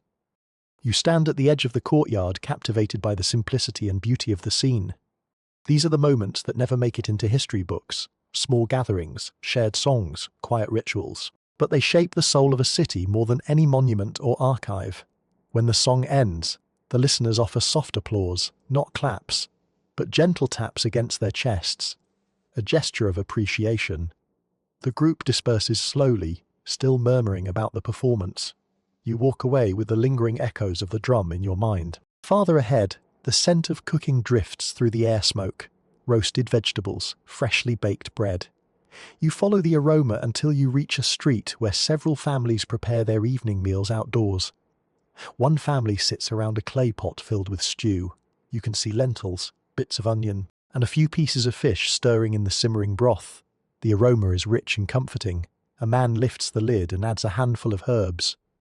The smell intensifies, making your stomach tighten slightly with hunger. Other families nearby prepare similar meals. A woman shapes dough into flat rounds and presses them onto the inside of a clay oven. When she pulls them out again, the bread is soft and golden, steam rising from its surface. Children gather eagerly around her, waiting for the chance to tear off a piece. Their excitement is quiet but joyful. Bread is a comfort that spans all ages. You move closer to another home where a small fire burns in a clay pit. A man tends the fire with a long reed, adjusting the embers to cook more evenly. His wife sits beside him, grinding spices with a stone mortar, releasing warm and fragrant scents into the air. They work together silently, their movements synchronized by years of shared routine. Watching them feels like watching the simplicity of partnership, a quiet dance shaped by responsibility and familiarity. As you continue walking, the sky deepens into shades of purple and blue. The first stars appear overhead, bright and sharp in the absence of city lights. The moon rises slowly, its pale glow settling over the rooftops like a gentle mist. The air grows cooler, brushing softly against your skin. The city takes on a different character at night, a mixture of mystery and comfort, a blend of vulnerability and warmth. You find yourself near a small gathering on a rooftop, where several families have come together to enjoy the cooler air. They sit on thin mats, talking softly as they look up at the stars. A young girl points excitedly at a constellation she recognizes, tracing shapes in the air with her finger. An older woman laughs softly and corrects her, guiding her hand to another group of stars. This world relies on the night sky in ways yours does not. Stars are not just beautiful, they are tools for navigation, for timing, for storytelling. People in this city know them intimately. You stand quietly at the edge of a nearby rooftop, watching the scene unfold. The night carries a peaceful energy now. The noise of the day has faded. Animals settle into their shelters. Fires burn low. People speak in quieter tones. The wind whispers gently between the houses. Even though you do not belong to a household, you can feel the soothing rhythm of the evening wrapping around you, inviting you to breathe more slowly. Eventually, you descend from the rooftop and walk again through the streets. You notice how different they look at night. Shadows gather in corners, stretching into long, soft shapes. Lamps at doorways cast uneven circles of light, illuminating small patches of earth. The glow creates a warm, intimate atmosphere, like walking through a series of tiny lantern-lit rooms. People move gently through these pockets of light, carrying water, putting away tools, guiding children toward sleep. You follow one of the quieter streets and find yourself near a livestock enclosure. Goats bleat softly, settling into their resting places. A shepherd counts them carefully, making sure none have wandered off. His movements are slow, patient. After he finishes, he sits on a small stool and sips water from a clay cup. Watching over the animals as they drift into stillness, you sense a deep, centuries-old dedication in his posture, the kind of devotion that comes from a life lived in partnership with animals and land. The night deepens. The last of the daylight fades entirely. The world becomes a tapestry of cool air, faint torchlight, and distant murmurs. You wander through the city with no destination, letting your feet guide you through the quiet maze of narrow paths. You pass houses where families murmur softly behind closed doors. You pass a courtyard where someone practices a soft melody on a wooden flute. You pass a small shrine where a few scattered offerings sit beneath a clay figurine. Grains, dried flowers, a tiny bowl of oil. These small acts reflect the hopes and fears of people who lived long before your time, yet their intentions feel familiar. The desire for protection, for blessing, for safety at night. These emotions resonate across all eras. You eventually reach a quiet alley where the shadows feel soft rather than threatening. You sit down beside a low wall, letting the cool ground support your weight. The breeze touches your face gently. For a moment, you close your eyes and listen to the nighttime breath of the city. You hear the wind brushing against reeds. You hear the distant flow of water from the canal. You hear a baby crying briefly, then quieting as a mother soothes them. You hear a dog barking at the edge of the fields. You hear faint laughter from somewhere far away. You begin to feel a fatigue settle deep within your body. It has been a long day, longer perhaps than any you've experienced in a world so different from your own. The heat, the hunger, the constant motion, the overwhelming sense of being out of place. All of it has worn you down. Yet at the same time you feel a strange connection forming, a faint thread tying you to this ancient world. You curl your legs slightly, leaning gently against the wall. The ground is cool beneath you, the breeze is kind, the stars glow silently overhead, and in the quiet of the first cities, you drift toward a light, uneasy sleep once again. Another night begins in the cradle of civilization, and you are still a small figure in its vast, ancient story. The night passes in gentle waves of semi-conscious rest, each moment blending into the next, as the ancient city breathes around you. You feel the coolness of the earth against your skin, the softness of the breeze drifting through the narrow streets, the faint tremble of distant footsteps from late workers making their slow return home. Every sound feels muted at this hour, softened by darkness and distance, as if the city itself has decided to whisper out of respect for those who sleep. Occasionally, your rest is interrupted by small movements in the environment. The scurry of a lizard across a wall, the distant call of an owl perched on a rooftop, the gentle flutter of insects drawn to the last traces of lamplight. None of it threatens you, but each sound reminds you of how alive the night truly is in this world. Nothing stays still for long. When dawn approaches again, the change is subtle. The darkness doesn't lift suddenly, it thins slowly. Like water draining from a basin, the sky lightens from black to deep blue, then to a muted grey blue that hints at the rising sun. You open your eyes and see the faint shimmer of the first morning light reflecting off the clay walls. The coldness of the night loosens its grip, and warmth begins to creep back into the world. You push yourself upright, stretching your stiff limbs. Your neck aches from leaning against the uneven wall, and your legs feel heavy from sleeping on hard ground. The discomfort is sharp at first, then fades into something dull and manageable. You inhale deeply, filling your lungs with the cool morning air. The city is only just waking, but already you can feel a hint of the day's energy stirring around you. You stand and begin walking slowly through the quiet streets. The early morning has its own soundtrack. Soft footsteps, hushed voices, the rustle of reeds in the breeze, the clinking of pottery as households prepare for the day. A woman sweeps dust from the space outside her door, moving the broom in steady, graceful strokes. A man pours water into a clay basin, splashing his face to wash away the remnants of sleep. A child rubs her eyes and stretches, still wrapped in a small woven blanket as she follows her mother toward the courtyard. As you pass a row of houses, you see a family already at work. A girl sits on a small stool grinding grain between two stones, her arms moving rhythmically as she crushes the barley into flour. Her brother kneads dough beside her, pressing it flat with his palms. Their mother tends a fire pit, heating the clay oven for the morning's bread. Breakfast in this world is simple but essential. Bread, perhaps a bit of fruit, maybe leftovers from the previous night's stew if the family is fortunate. Each bite matters. The smell of baking bread drifts into the air, warm and comforting. It mixes with the scent of smoke rising from other hearths throughout the neighborhood. You pause for a moment, letting the aroma soak into your senses. Bread is a constant in this city. It sustains every household, rich or poor. It absorbs the flavors of the world, carrying the taste of the earth, the heat of the oven, the skill of the hands that made it. In a place where food is never taken for granted, even a simple loaf reflects hours of labor and care. You continue walking until you reach the market square again. The area is quiet now, but merchants are beginning to arrive. They set down baskets, unroll mats, and arrange their goods with the same practiced focus you saw the day before. The early morning market has a calmness to it. There is no shouting yet, no haggling, no crowds. Just quiet preparation. A fisherman lays out his catch. Small river fish, glistening faintly with moisture.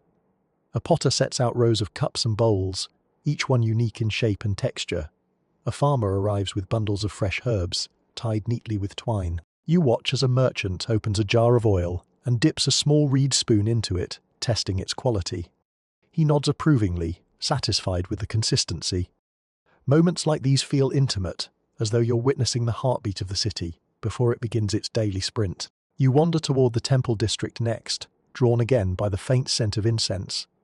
Priests are gathering for the early rituals, their linen garments catching the morning light. They move with solemn steps, their hands carrying bowls, bundles of reeds, and small clay objects. Some carry symbols of the gods carved carefully and polished smooth. Others hold containers of oil that will be used to anoint statues or lamps. You stand at the edge of the courtyard as the priests form a circle around the central altar. Their voices rise in low chants, steady and controlled. The rhythm of the chant blends with the soft cooing of doves perched on the temple walls, creating a soundscape that feels ancient and sacred. You might not understand the words, but the intention behind them is unmistakable. This is a world where the line between daily life and divine presence is thin. People look to the gods for stability, for guidance, for reassurance that their efforts are seen and their fears are understood. After the ritual begins, you slip away quietly so as not to disturb the ceremony. You head toward the river, drawn by the idea of cool water and open space after so many narrow streets. The riverbank is already alive with activity. Women gather to fill jars with water for their households. Some scrub laundry against smooth stones. The fabric, making soft slapping, sounds as it hits the rock. Children chase each other along the edge of the river, their bare feet splashing in the shallow water. A man pulls a small boat toward the bank, unloading baskets filled with fish caught during the earliest hours of the morning. The river is calmer now than it will be later. The sun reflects gently off its surface, giving the impression of a long strip of polished bronze. Birds skim across the water, catching insects in mid-flight. A few workers repair a small section of the canal structure, checking the flow of water that will feed into the city's irrigation system. Their movements are methodical, driven by necessity. The river is both generous and unpredictable, and it must be managed with constant attention. You stand for a while near the water's edge, letting the cool air coming off the surface wash over you. It's a welcome break from the rising heat. You listen to the soft chatter of the women as they work, the laughter of the children, the steady rhythm of water against stone. There is a peacefulness here that feels different from the rest of the city. The river is not just a resource. It is a sanctuary, a place where people gather, talk, and connect. After some time, you step away from the river and begin making your way back into the streets. The sun climbs higher, and the city becomes undeniably warm again. You pass by a series of workshops where craftsmen are already at work. The sound of hammering, shaping, carving, and weaving fills the air. A group of men repair a section of wall near the edge of the city, lifting new bricks into place with slow, careful coordination. Another group shapes long pieces of wood for construction, using bronze tools that must be sharpened frequently. You watch as a young girl brings a jug of water to the men. They pause their work to drink, wiping sweat from their brows. She smiles at them proudly, as if she knows that her small act carries weight. In a city built on collective effort, even the smallest contribution helps keep everything running. As you move farther into the city, the heat intensifies once more. Shade becomes the most valuable resource. People cluster beneath awnings or sit inside their homes, working by dim light to avoid the worst of the sun. A few children run through the streets despite the heat, their energy seemingly endless. A dog lies sprawled in the shadow of a wall, panting softly. You find refuge in a narrow alley where the walls block much of the sunlight. It's cooler here, the air still but gentler. You breathe deeply, feeling your energy return just a little. The city is beginning its midday slowdown again, a natural pause built into its way of life. You walk slowly down the alley, letting the shade guide your steps. The heat continues to press downward, but the calmness of the moment softens its edge. People pass you softly, moving with measured intent. A woman carrying a jar nods at you. A man steps out of his home with a basket of grain, heading toward the temple to make his offering. You feel the day stretching ahead of you like a long road, endless, ancient, and full of life. You are deeply tired, and yet deeply present. The city has shown you so many sides of itself, and still it holds secrets. Still, it pulses with stories older than memory. The afternoon light begins to shift again, hinting that another evening will eventually come. And as you continue your slow walk through the ancient streets, you realize how deeply the rhythm of this place has settled into you, even if you do not belong to it. The midday sun reaches its highest point again, pressing down on the city with a heavy, unwavering heat. You feel it immediately. The way it absorbs into the clay walls, into the streets, into your skin. The air seems to shimmer faintly, as though the world is wrapped in a thin layer of warmth that ripples with every breath. The people of Uruk respond to this moment the way they did the day before, by adjusting their pace, seeking shade, and conserving energy. You step into a wider street where several homes have small awnings stretched across their entrances. Beneath them, families sit quietly, doing tasks that don't require much movement. A woman sorts dried legumes into small bowls, carefully removing stones or bits of debris. A man repairs a woven basket, tightening the reeds with nimble fingers. Two children sit together shaping small balls of clay, rolling them between their hands and pressing patterns into them with pebbles. Their quiet chatter blends effortlessly with the hum of the afternoon. You pause for a moment, watching the two children. Their game looks simple, but they are deeply focused, carefully comparing the shapes they've made, giggling whenever one of them accidentally squashes their work. It's a small window into childhood that feels universal, unchanged across thousands of years. Even in the very first cities, even in harsh climates, the instinct to create and play remains intact. You continue down the street and come across a group of workers resting against a wall.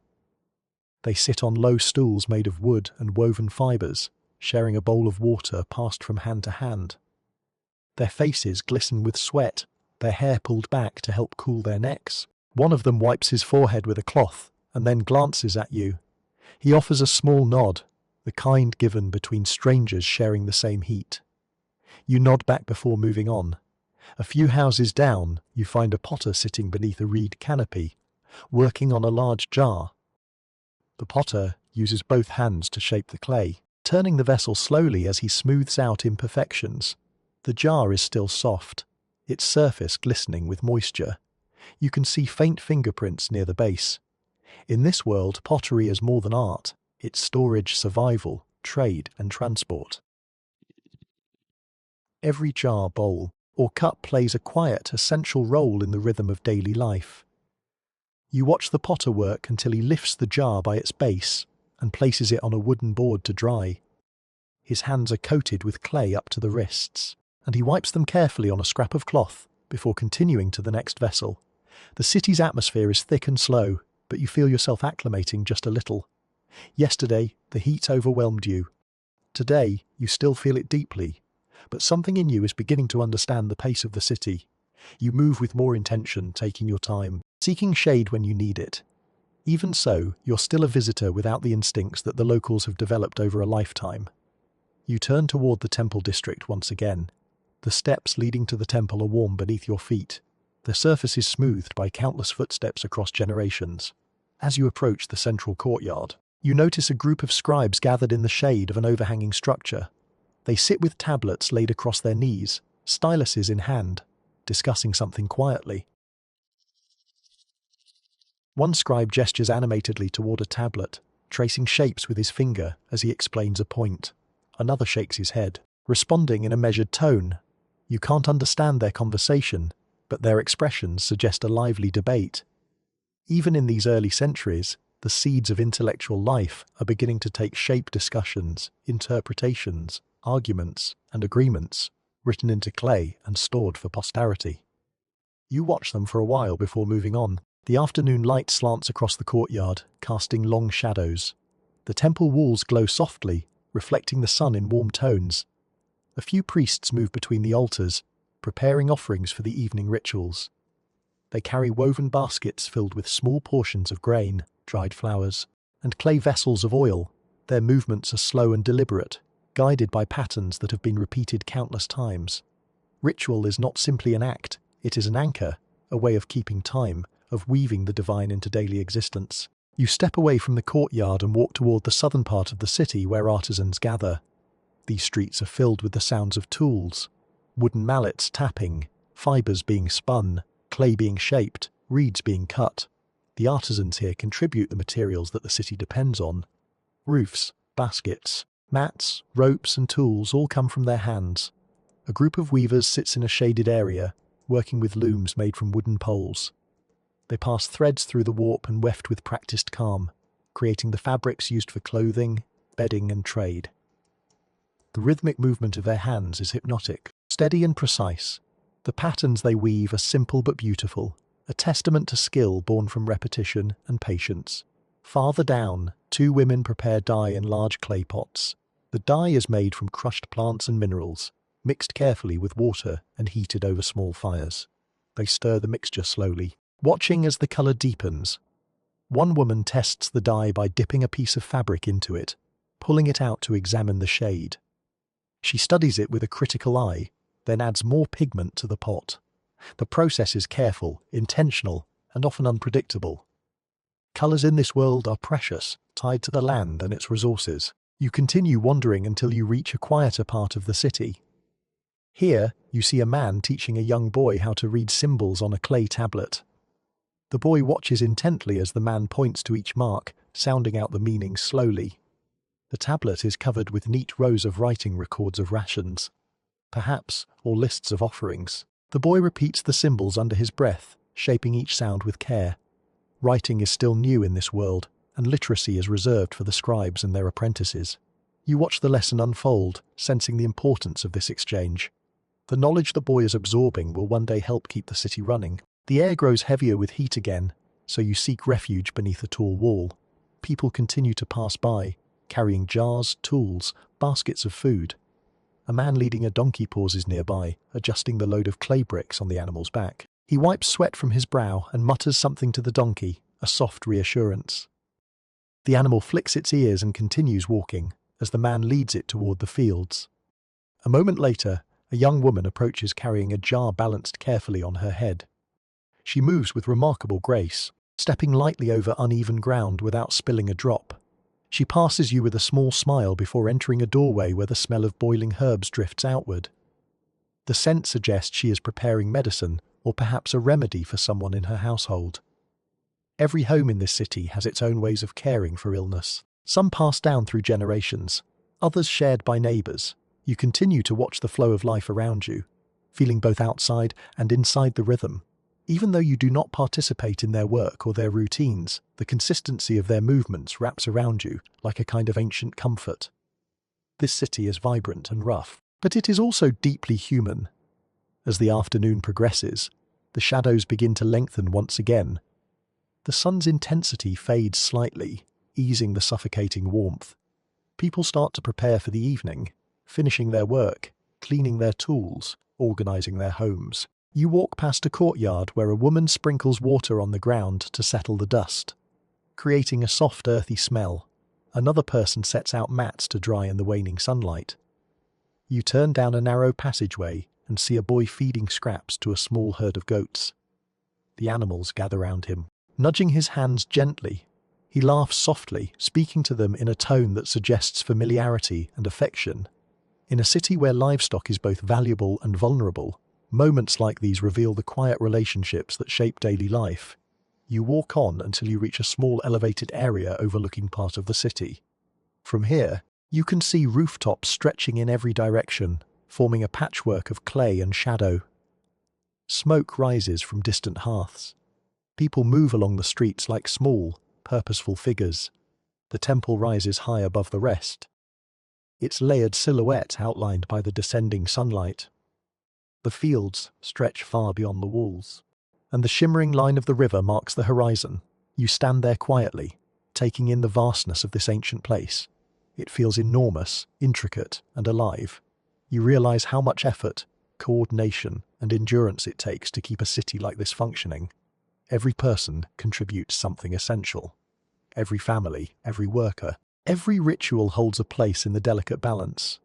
The day is winding down again, and as you descend from the overlook and blend once more into the streets, you prepare to experience yet another evening in the first great city humanity ever built. Evening once again begins to unfurl across the city, stretching its soft colors across the rooftops and calming the relentless brightness of the afternoon.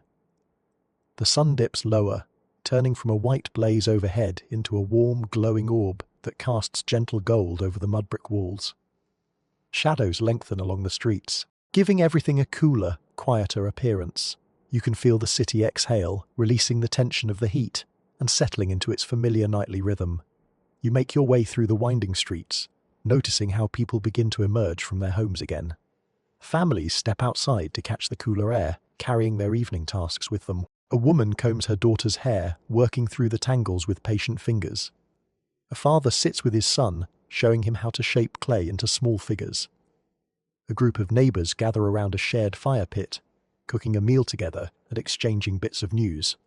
The atmosphere feels softer now, as though the city has loosened the tight grip it held during the heat of midday. You pass a small courtyard where a few older women sit weaving baskets. Their hands move with practiced certainty, pulling reeds through tight patterns, creating sturdy shapes. They talk quietly among themselves, their voices carrying the comfort of long familiarity. As you watch, one woman pauses to stretch her fingers, then smiles at something another has said. You don't know the words, but you understand the emotion. Shared stories, shared understanding, shared time. A little farther on, you come across a small gathering of children sitting cross-legged on the ground around an elderly man. He traces shapes in the dirt with a stick as he tells them a story. The children watch him with wide eyes, their faces illuminated by the fading light.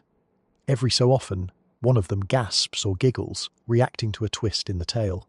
The man speaks slowly, with careful emphasis, shaping the story not with theatrics but with gentle clarity. You can sense the history in his voice, the importance of oral storytelling in a world before written tales were common. The smell of cooking grows stronger as you walk. Fires crackle in doorways, each one creating a distinct aroma. Flatbread baking against the hot interior of a clay oven, lentil stew simmering with herbs, vegetables roasting in shallow pots. These smells drift through the streets and mingle together, creating a warm, earthy scent that feels like the very heartbeat of the city. Families begin to gather for their evening meals, arranging simple clay dishes and sharing food in quiet, grateful portions. You notice that even the wealthier households don't indulge in extravagance. Their meals might include more variety or finer grains, but nothing is wasted and nothing is taken for granted. Food is a gift from the fields, the river, and the gods. Every meal reflects the fragile balance that sustains the city. As you move on, you come to a rooftop where a group of young men sit in a semicircle, facing one another as they talk and laugh. The breeze is stronger here, lifting the edges of their garments and carrying away the lingering heat of the day. One of the men plays a simple flute, coaxing a soft, lilting melody from it. The music drifts down into the street, blending with the muted sounds of the evening. You can feel the city shifting into night, becoming gentler, slower, more reflective. You step onto a nearby rooftop yourself, finding a quiet place to sit. From here, you can see the tops of houses stretching out before you like a labyrinth of pale clay. Wisps of smoke rise into the air from dozens of small fires. The sky is painted with fading orange and deepening blue. The first stars appear, shining with a brightness unbroken by artificial light. The moon hovers low, casting a pale sheen over the city. You sit for a few minutes, letting the breeze cool your skin. The wind carries the distant sounds of laughter, conversation, and the clink of pottery. It also carries the faint prayers drifting from the temple as the priests begin another round of nighttime rituals. Their chanting is soft and steady, a low hum that reverberates gently across the city. The sound feels ancient, like a vibration woven into the foundation of Uruk itself. After some time, you descend back into the streets. The city feels different now, illuminated not by the bright sun but by flickering lamps and scattered fires. Shadows move softly across the walls. People speak in quieter voices, conserving their energy and respecting the peacefulness of the hour. You walk slowly, following the gentle flow of life as it glides into night. You stop at a doorway where a family sits sharing their meal. The mother dips pieces of bread into a pot of stew, handing them to the children one by one. The father pours a small amount of fermented drink into a cup, offering it to the eldest son. The younger children giggle softly as they reach for their portions, grateful for each warm bite. The family seems content in their small circle of light. Their faces glow with the softness brought on by food, companionship, and the easing of the day's burdens. You continue on, passing a group of men carrying tools. Perhaps they are night guards or workers assigned to tasks that must be done in cooler hours. They move with purpose, but not urgency, talking in low tones. They nod to you briefly as they pass. Their presence makes you feel safer, proof that the city maintains a certain order, even after dark. As you walk, you hear the soft trickle of water. You follow the sound until you reach a small canal where the water moves slowly under the moonlight. A few women stand near the edge washing small items, bowls, utensils. Taking advantage of the cooler temperature, they work quietly, their reflections shimmering on the surface of the water. The faint splash of washing and the rustle of reeds create a soothing soundtrack, gentle and rhythmic. Nearby, a man tends to a small herd of sheep, guiding them into an enclosure for the night. He counts them carefully, making sure none are missing. The animals bleat softly as they settle into their space. The shepherd moves slowly among them, offering a calm presence. He looks up briefly to glance at you, then returns to his work with steady patience. You soon reach a part of the city where the homes become more tightly clustered. Here, people sleep on rooftops to escape the heat trapped inside the walls. You see families spreading woven mats across the roofs, arranging blankets, shaking out the dust. Children curled beside their parents, listening to bedtime stories spoken in quiet, soothing tones. The night offers a relief that the houses cannot cool air, open sky, gentle breezes. It's a nightly ritual that binds the people of Uruk to the natural world. You keep walking, your steps slow, your senses absorbing the calm beauty of the scene. Every rooftop becomes a small island of rest, each family forming its own quiet constellation above the city. The stars shine more brightly now, and for a moment you stand still, staring upward. The sky feels vast and infinite, a reminder that even the ancient world lived under the same endless dome of darkness that you know today. The people here look to the stars for guidance, for signs, for stories, and tonight, you share that ancient connection. Eventually, you return to the quieter outskirts of the city. The walls rise above you in dark shapes, their silhouettes blending with the night. You find a small sheltered spot against a wall, cool, quiet, hidden from the wind, and sit down. The ground is firm beneath you, but you feel less discomfort than before.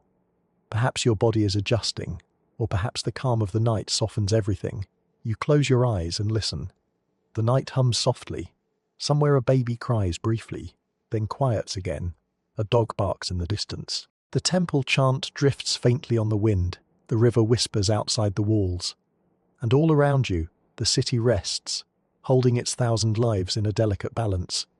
You lean back against the wall, letting your breathing slow. And once again, under the ancient sky, you drift into a light sleep, surrounded by the first city humanity ever built. The night passes in a slow, drifting haze, and when you finally open your eyes again, dawn is only just beginning to lift itself over the horizon. The sky glows faintly with a pale blue softness, the kind of light that feels gentle on your eyes after hours of darkness. The air is cool, almost cold, and you can feel the dampness of the earth beneath you. For a moment, you remain still, listening to the quiet stirrings of the city as it wakes for another day. You rise slowly, stretching your stiff limbs. Your back aches from sleeping against the hard wall. Your neck feels tight. But there is also a strange sense of familiarity growing inside you, as though you are beginning to understand the pattern of life here, even if only from the outside. The city breathes with a rhythm all its own, and you are starting to anticipate its shifts, its movements, its moods. The first sounds of morning are subtle soft footsteps, murmured greetings, the faint clang of pottery being handled with care. A rooster calls from somewhere in the distance. A dog trots past you, sniffing the ground before disappearing into a narrow alley. Smoke begins to rise from early fires, drifting upward in thin, wavering strands that smell of wood and dried reeds. You step into the nearest street and begin walking. The houses glow softly in the early light, their clay surfaces reflecting the new day like warm-coloured stone. A woman stands in her doorway sweeping dust from the entrance. She pauses her work just long enough to nod at you before continuing. Her calm movement sets the tone for the morning. Deliberate, steady, unhurried. Further along, you find a family gathered around a clay oven. The mother slides rounds of dough onto the hot interior surface, and within moments the warm scent of fresh bread fills the air. The children stand nearby, waiting patiently for the first pieces to finish baking. Their eyes follow the mother's hands with anticipation. Breakfast here is simple but deeply satisfying. A quiet ritual that marks the beginning of another day's work. You move toward the marketplace, where merchants are once again arranging their goods. Some of them recognize you by now, or at least recognize your unfamiliar presence. Focused on preparing their goods before the crowds arrive, a man sets out jars of oil, carefully rubbing the rims to ensure they are sealed properly. A woman organizes dried dates into neat piles, choosing the largest and most appealing ones for display. Another merchant arranges bundles of herbs with practiced elegance, tying them with reeds and brushing off stray pieces before placing them on the mat. The early market feels peaceful, almost meditative.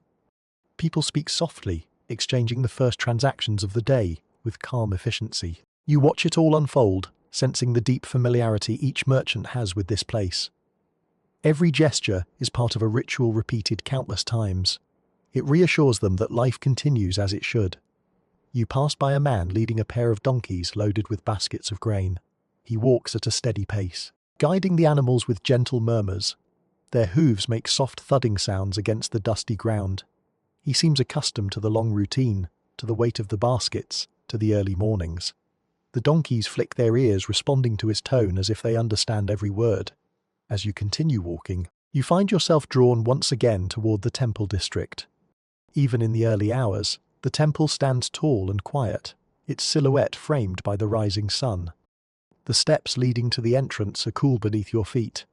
A few priests already move about the courtyard, preparing for the day's rituals. One sweeps the entrance with a reed broom. Another arranges offerings near an altar. Their actions are deliberate, respectful.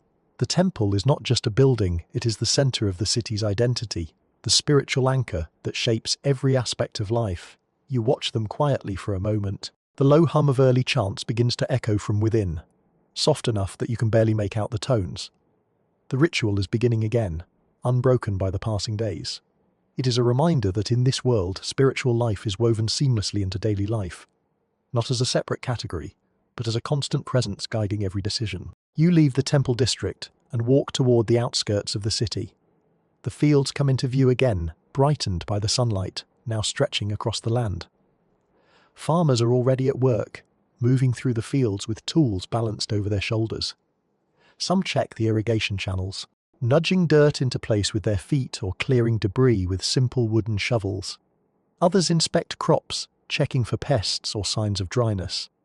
Their movements show familiarity, even affection, for the land that sustains them. You can sense that they know every inch of these fields, every curve of the canals, every subtle shift in the soil. You walk along the edge of the river and inhale the cool, slightly metallic scent of the water. Birds skim the surface, catching insects in quick, darting motions. A group of children gathers near the bank, tossing small stones into the water and watching the ripples spread. They laugh quietly, their voices blending with the gentle splash of the stones. You stand there for a moment, allowing the calmness of the river to settle into your bones. Eventually, you turn back toward the city and begin exploring new streets. You haven't yet walked. You pass a small workshop where a man shapes reeds into baskets. His hands move quickly, pulling and twisting the fibers into a tight, uniform pattern. Near him, his daughter works on a smaller basket, mirroring his technique. She watches him carefully, her motions slightly slower but filled with determination. The man occasionally glances at her with quiet pride before returning to his own work. You continue through another district where the scents of herbs and oils drift through the air. A healer sits in a shaded corner, grinding dried leaves and mixing them with oil in a small clay bowl. A woman sits beside her with a child in her lap. The healer applies a small amount of salve to the child's arm with gentle fingers, murmuring reassurance. In a world without modern medicine, healing relies on intimate knowledge of plants, patience, and the careful passing of techniques from one generation to the next. Further down the street, you stumble upon a group of teenagers practicing simple exercises, balancing on narrow beams, lifting heavy stones, throwing wooden spears at distant targets. Their movements are a blend of training and play. They laugh when someone misses or stumbles, but they also encourage each other to keep trying. The physical endurance demanded by this city is immense. People here grow strong, not through structured routines, but through the demands of their environment. You stop for a moment to observe. One of the boys notices you watching and flashes a brief grin, proud of a particularly accurate throw. He doesn't expect anything from you, just acknowledgement of his success. You nod slightly, and he returns to his friends, energized by the silent approval. As the morning progresses, the temperature begins to rise. The city fills with activity again, voices overlapping, footsteps echoing, tools clinking. You weave through the crowds, navigating around workers carrying baskets, women balancing jars, children running with bursts of energy. The noise builds gradually, becoming the familiar hum that gave the city life yesterday and will continue to do so tomorrow. Despite the rising heat, something in you feels steadier today. You have survived 2 days and 2 nights in this world. A world that was never built for you. You have felt its rhythm, observed its labor, its rituals, its joy, its struggles. And although you remain an outsider, the city no longer feels overwhelming in the same way. It feels ancient, powerful, deeply human, and profoundly real. You stop near a shaded wall, resting for a moment as the sun climbs higher. The day, with all its challenges, is just beginning, and once again you prepare to walk deeper into the living heart of the first cities of humanity. The sun rises higher, and the familiar weight of its heat begins to settle over the city once more. You can feel the shift as it happens. The air grows thicker, dustier, warmer, and people respond instinctively, adjusting their movements and preparing for the long hours ahead. The early morning energy fades into something slower and more deliberate. Uruk is a city that breathes with the sun, its pulse changing with every degree of heat. You start walking again, drawn into the heart of the daily bustle. Everywhere you look, people are already deep into their tasks. A woman kneels beside a row of clay jars, sealing their lids with fresh mud to keep insects away. She shapes each seal with careful fingers, pressing the clay into smooth, even rims. A man nearby sorts through bundles of dried reeds, selecting the straightest and strongest ones for weaving. His hands move quickly, almost automatically, as though they've repeated this motion thousands of times. You watch a pair of boys carrying long wooden poles down the street. One pole wobbles, and they struggle to steady it. They laugh at their own difficulty, though the pole is nearly twice their height. Their laughter echoes briefly between the walls before disappearing into the growing warmth of the day. You continue on and soon pass a building with a wide entrance where scribes are already at work. Inside, the room is dim and cool. Several scribes sit cross-legged on the ground, their backs straight, their tablets resting on their knees. They work with precision, pressing styluses into damp clay to record lists, inventories, and transactions. You hear the soft scratch of stylus against clay and the quiet muttering of numbers and names. Their work carries a seriousness that reflects the weight of responsibility they hold. Without them, the city's organization would collapse. As you leave the building, you catch the faint aroma of something sweet drifting through the air. Curious, you follow the scent until you reach a small stall where a woman is preparing date syrup. She crushes dates with a wooden pestle, extracting the thick, rich liquid into a clay bowl. The syrup glistens in the sunlight, dark and glossy. She stirs it slowly, occasionally lifting the spoon to let the syrup ribbon back into the bowl. The smell is warm and earthy, a natural sweetness born from the palms that grow along the river banks. Near the woman, a group of men sit repairing fishing nets. They hold the nets taut between their legs, tying knots with practiced speed. Their fingers move deftly, weaving strands back together where they have torn. Fishing is a vital source of food here, and a well-kept net can mean the difference between a good catch and an empty basket. The men talk as they work, their voices carrying a tone of familiarity. They've likely spent countless mornings by the river together, pulling in nets heavy with fish or light with disappointment. Their camaraderie is shaped by shared labor and shared survival. As you move farther into the city, the heat intensifies. You feel it pressing against your skin, tightening your breath. You slow your pace, seeking shade where you can. People around you do the same. Some retreat into their homes, where the thick walls offer a small reprieve from the sun. Others cluster beneath awnings or stand in the shadows of larger buildings. You stop near a workshop where a potter shapes clay at a wheel powered by hand and foot. The potter's hands are steady, his fingers coaxing the clay upward into a tall vessel. The clay glistens with moisture, reflecting the sunlight. Each rotation of the wheel adds height, smoothness, And definition. When the vessel takes its final shape, the potter uses a thin reed to trim the top edge, creating a perfect, symmetrical finish. He lifts the vessel away carefully and places it among others drying in the shade. Rows of pots sit there, each a slightly different shade depending on how long they've been drying. Some are ready for firing. Others are still soft to the touch. You continue onward and find yourself in a narrow residential area where the homes are close together. Laundry hangs from ropes stretched between rooftops. Thin sheets, tunics, and woven cloth sway gently in the light breeze. Women stand on rooftops or small platforms, wringing out washed cloths and spreading them carefully to dry. They talk quietly across the gaps between houses, exchanging daily news and small jokes. The sound of their voices floats above the street like a gentle chorus. Farther along, you come across a small group of children chasing each other in circles. They run with bare feet, kicking up dust, their laughter loud and bright. One child holds a small clay ball, tossing it into the air and catching it again as he runs. Another child pretends to be a great hero from one of the city's stories, raising a long reed above her head as if wielding a powerful weapon. Their imaginations fill the dusty street with invisible battles and grand adventures. Even in the first cities, children dream in the same ways they always have. You continue walking until you reach a street marked by the scent of earth and moisture. Following the smell, you find a group of men preparing new bricks. They mix clay, straw, and water in large pits, using their feet to mash the ingredients together until the mixture becomes thick and workable. Their legs and ankles are coated with clay up to the knees.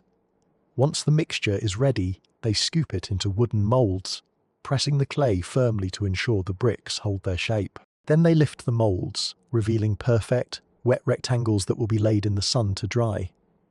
Rows and rows of bricks stretch across the open ground, shimmering slightly as they slowly harden. It is tedious work, but essential for building and repairing the city. Every home, every wall, every oven depends on this simple process. As you move away from the brickmakers, you enter a quieter part of the city. Here, the streets are less busy, and you can hear the faint rustling of leaves from a small grove of date palms. Workers tend to the trees, trimming branches and gathering fallen fruit. The date palms stand tall and slender, their leaves glistening in the sunlight. They cast long, narrow shadows across the ground, creating strips of coolness where children and animals rest. A few goats nibble at the dry leaves that have fallen to the earth. The workers move with calm familiarity, collecting fruit in woven baskets and tying them securely before carrying them back toward the marketplace. You continue walking and notice a group of priests traveling through the streets. They carry small clay vessels filled with oil or incense, perhaps making their rounds to perform blessings or deliver messages from the temple. People step aside respectfully as the priests pass. The presence of a priest carries weight here.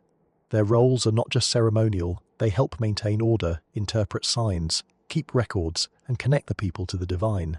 They are woven into the structure of the city as deeply as the bricks in its walls. As the sun continues climbing, you feel the heat burrow deeper into your skin. It becomes harder to focus, harder to ignore your thirst. You know you need water, but you also know the risk of drinking from local sources. Still, the need nags at you, a quiet reminder of how fragile your place is in this world. People here grow up drinking this water, building immunity, and learning which wells are safest. You do not have that foundation. Your body still belongs to another age. You find shade under the overhang of a wide courtyard wall. The shade is thin, but enough to give you a moment of relief. You stand there, breathing slowly, letting the heat pass over you instead of through you. People continue to move around you. Workers carrying tools, mothers holding children, elders walking with careful steps. You are surrounded by life, yet still separate from it, like a shadow passing through a story that was written long before you arrived. As the day moves toward afternoon again, you know you will have to find another way to endure the heat, another place to rest, another moment of shelter. The rhythm of the city continues, steady and ancient, and you follow it once more, letting the pulse of Uruk guide your steps through the living cradle of civilization. The afternoon arrives slowly, gathering itself in layers of heat that settle over the city like a heavy, invisible blanket. You feel it building as you walk, the air thickening with warmth, the ground radiating the sun's power upward through your feet. Every surface seems to glow faintly, even in the shade. People adjust their routines once again, shifting into the careful economical movements that help them endure the hottest hours. You make your way through a residential area where the homes form a tight cluster of narrow passages and shadowed corners. The close walls create small pockets of cooler air, and several families take advantage of the space.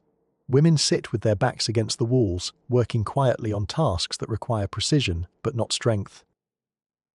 One woman threads small beads onto a string, her fingers moving slowly so she doesn't sweat too much and make the beads stick. Another combs wool, separating soft fibers from coarse ones to prepare for spinning later. Children lounge nearby in the shade, too hot to run as they did in the morning. One boy draws shapes in the dust with a stick, tracing smooth circles and straight lines. Another lies flat on his back, staring at the small rectangle of sky above the alley. He absent-mindedly rolls a clay pellet between his fingers. The silence between them feels unhurried, not bored, simply the natural calm of the afternoon. As you leave the narrow alley, you pass a small courtyard where several men and women sit on woven mats, preparing food for later in the day. They grind grains with stones, slowly and methodically. The sound is rhythmic, a gentle scraping that blends into the background hum of the city. Someone crushes dried herbs in a clay bowl, releasing their fragrant oils into the warm air. A few pieces of fruit sit nearby, sliced into thin pieces to dry in the sun. Every task feels intentional, part of a routine practiced thousands of times before. You move on, feeling the heat deepen around you. The sunlight reflects off the pale walls, making it difficult to look straight ahead without squinting. As you round a corner, you come to a wide street where animals are being watered. A man leads a small group of donkeys toward a trough filled from a nearby canal. The animals' bright eyes glance toward the cool water, eager and tired. Their hooves clatter softly on the ground as they approach. The man pats one of them gently, murmuring encouragement, then steps aside as they lower their heads to drink. Nearby, a woman pours water into a clay basin for her goats. They gather quickly, nudging each other as they drink. The woman smiles at their impatience, brushing her hand along the back of one of them. Her face is lined with age and the marks of a life lived outdoors, but her movements are gentle and confident. In this city, animals are essential for work, food, and daily life. Caring for them is a responsibility carried with steady devotion. You continue walking until you reach a broader area where craftsmen work in the open air. The heat radiates intensely from the ground, but these workers seem accustomed to it. A metal worker hammers a glowing piece of bronze on a stone, shaping it into a tool. Sparks fly small and brief, disappearing as quickly as they appear. His apprentice works beside him, cooling a finished piece in a shallow bowl of water. The steam rises in a soft hiss before vanishing into the air. Another man carves wooden handles for tools, smoothing the surface with short, deliberate strokes. The wood shavings collect at his feet, gathering in soft piles. The scent of fresh-cut wood provides a momentary relief from the dusty heat. He occasionally stops to examine his work, turning the handle from side to side before resuming his carving. A group of brickmakers rests in the shade nearby. Their legs and hands are stained with clay, their bodies tense from hours of pushing mud into molds. They sit quietly, drinking water and sharing small pieces of flatbread. One of them wipes his forehead with a cloth, then sighs deeply, leaning back against the wall. Their short rest will end soon, but for now they allow themselves this small moment of stillness. You move on, feeling the sun press heavily against your skin. You search for shade once more, finding it beneath a long overhang supported by wooden beams. The shade cools you just enough to breathe more comfortably. You watch people passing by, merchants carrying baskets, children clutching water jars, elders walking slowly with long wooden sticks for support. Every step reveals something about their lives, their patience, their resilience, their unspoken understanding of the world they inhabit. You follow it until you reach a large workshop where potters stack dried vessels beside a tall kiln. The kiln's opening glows faintly, even though it is not yet at full heat. Workers prepare the next batch of pottery, arranging pieces carefully so they will fire evenly. The air around the kiln feels hotter than the sun itself. You take a small step back, instinctively keeping your distance. One potter lifts a large jar with careful precision and places it near the kiln. Another inspects finished pieces, tapping them gently with his knuckle to listen for the clean ringing tone that indicates a successful firing. Any dull sound means a flaw. The potter frowns when he hears one, setting the piece aside. Even in this ancient world, quality matters. Waste is a risk to survival. You step away from the kiln and follow a narrow path that winds between homes. The shade here is thicker and the air feels cooler. You exhale slowly, grateful for the change. A young girl sits in a doorway, weaving a small reed mat. She works slowly, taking her time to align each strand. A clay jar sits beside her, filled with water. She pauses occasionally to drink, then wipes her face with the back of her hand before continuing. You walk farther until the distant sound of flowing water draws your attention. Moving toward it, you come to a section of the canal system where workers manage the flow between channels. They move small clay gates, adjusting the direction of the water so it feeds the fields in balanced amounts. Two men kneel beside the canal, clearing out debris that has gathered in the flow. The water trickles steadily, reflecting the sunlight with scattered glints of brightness. The irrigation system is the lifeline of the entire city, as vital as the river itself. You stand watching the water for a long moment. Its movement feels soothing, almost hypnotic. Even in the heat, the water provides a soft, cooling presence. A gentle breeze sweeps across your face, carrying the smell of damp earth. For a moment, you feel a connection to the people working beside you, a shared recognition of the river's importance, of its role in shaping every part of this world. As the afternoon moves slowly toward evening, the city begins to shift again. People finish their tasks and seek shelter from the lingering heat. The light grows softer, turning golden as it touches the walls and rooftops. You can sense the evening approaching even before the temperature begins to dip. The city follows the same daily arc, unchanging yet always alive. You walk back toward the heart of Uruk, letting the rhythm of the city guide your steps, ready to witness another evening settle over the first city humanity ever built. As the afternoon stretches toward evening, the heat settles into a dull, steady pressure, rather than the blazing intensity of midday. The city begins to stir again. People step back into the streets with renewed energy, moving a little faster, speaking a little louder, ready to finish their tasks before the sun disappears. You feel the shift almost immediately, as though the entire city has collectively decided to wake up once more. You make your way down a street where the light catches on the walls in warm patches, giving everything a soft golden glow.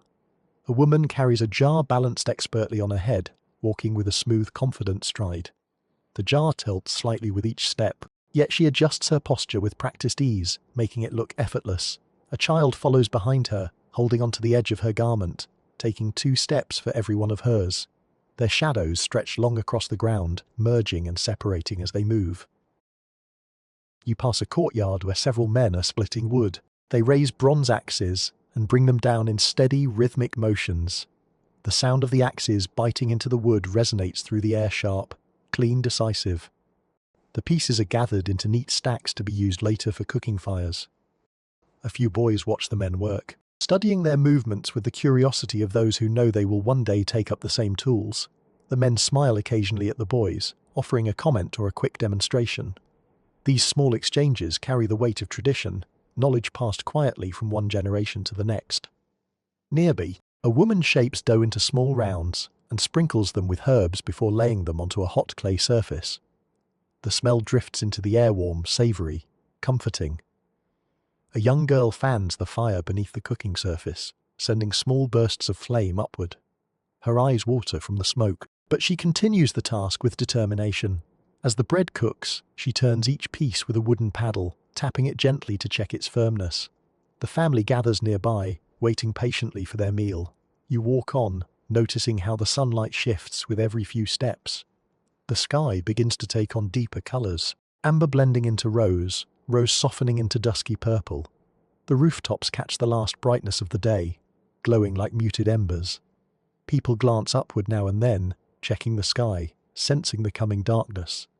Evening is not just a time of rest, it is a shift in how life must be lived. Without modern lighting, people move differently after sunset. They choose their paths carefully, stay close to home, and rely on firelight to guide their routines. A group of merchants packs up their remaining goods from the marketplace, tying them into bundles and placing them onto carts. They seem tired, but satisfied, their day's work nearly complete. A man counts a small handful of clay tokens, records of his transactions before placing them into a cloth pouch. He ties the pouch securely and nods to himself. The merchants speak briefly to one another, wishing each other luck for tomorrow, and slowly begin to disperse toward their homes. As you walk past the marketplace, you notice a young woman sitting beneath a small awning, repairing a tear in a piece of fabric. She uses a bone needle and thin cord, working with careful precision. The expression on her face is calm, almost serene. Nearby, a boy gathers small pieces of charcoal for the evening fire. He places them in a woven basket, sorting them by size. His concentration is earnest, his movements purposeful. Even the smallest chores in this city are carried out with seriousness, because each task contributes to the well-being of the household. The sound of laughter draws your attention to a group of children playing near a wall. They toss a small clay ball back and forth, cheering whenever one of them catches it without letting it bounce. Their laughter fills the warm air, cutting through the heaviness of the day. One child accidentally throws the ball too hard, and it bounces off the wall, rolling towards you. The children freeze briefly as the ball stops near your feet. You reach down, pick it up, and roll it gently back to them. The child who threw it smiles shyly before turning back to the game, his friends already resuming their play with renewed excitement. You move on, passing a row of workshops where the sounds of chiseling and hammering continue, despite the fading light. A stone carver works on a small relief, tapping lightly at the edges to bring out details. The design is simple, an animal perhaps, or a symbol meant to honor a deity. The carver pauses occasionally to blow away dust, then continues shaping the surface with delicate strokes. In another workshop, a woman paints geometric patterns onto dried pottery, using a brush made from reeds. Her strokes are slow and deliberate, creating repeating shapes that seem to dance along the curve of the vessel. A beekeeper tends to a set of clay beehives carried in from the outskirts earlier in the day. He checks each hive carefully, listening to the soft hum of the bees within. Honey is precious here, used sparingly and valued both for its sweetness and for medicinal purposes. He handles the hives gently, with the quiet confidence of someone who understands the creatures he tends. A faint smell of wax and honey fills the air around him, warm and comforting. You soon turn into a quieter part of the city where the sound of daily work fades, replaced by the soft murmur of families preparing for the evening. A mother washes her child's face with a damp cloth, wiping away the dust of the day. The child squirms and protests, but the mother continues until the child is clean. The way people speak when they've seen many years and understand that most things unfold at their own pace. The sun touches the horizon now, casting long beams of golden light that stretch across the rooftops. The temperature begins to drop, bringing a welcome coolness. People step outdoors more freely, gathering in small groups to talk, to rest, or to share the last of the day's light. The colors of evening wrap around the city like a soft blanket, giving every surface a gentle glow. You walk toward the temple district again, drawn by the familiar rhythm of the chanting that begins each night. The priests gather at the top of the steps, their silhouettes outlined by the last rays of sunlight. They light small oil lamps that flicker in the growing dusk. As the chanting begins, the sound echoes gently across the courtyard, carried by the cooling breeze. It is a grounding moment, one that brings the city into alignment before darkness settles fully. You watch from a distance, feeling the calmness that spreads through the air. The chanting is not loud, but it carries a steady strength, like the heartbeat of the city resonating through stone and air. People nearby pause their movements briefly, acknowledging the ritual even if they do not participate directly. The temple stands as a reminder of something larger than the daily routines, a reminder of the stories, beliefs, and hopes that weave the community together. When the chanting ends, the last light slips beneath the horizon. The city darkens gradually, with only lamps and fires illuminating the streets. The cool evening air invites people to their rooftops again, spreading out mats and preparing for rest. Children curl into blankets. Adults settle into quiet conversations. Dogs circle and lie down near doorways. The night begins with a soft hum. You find a sheltered corner once more, a familiar sort of refuge now, and sit down.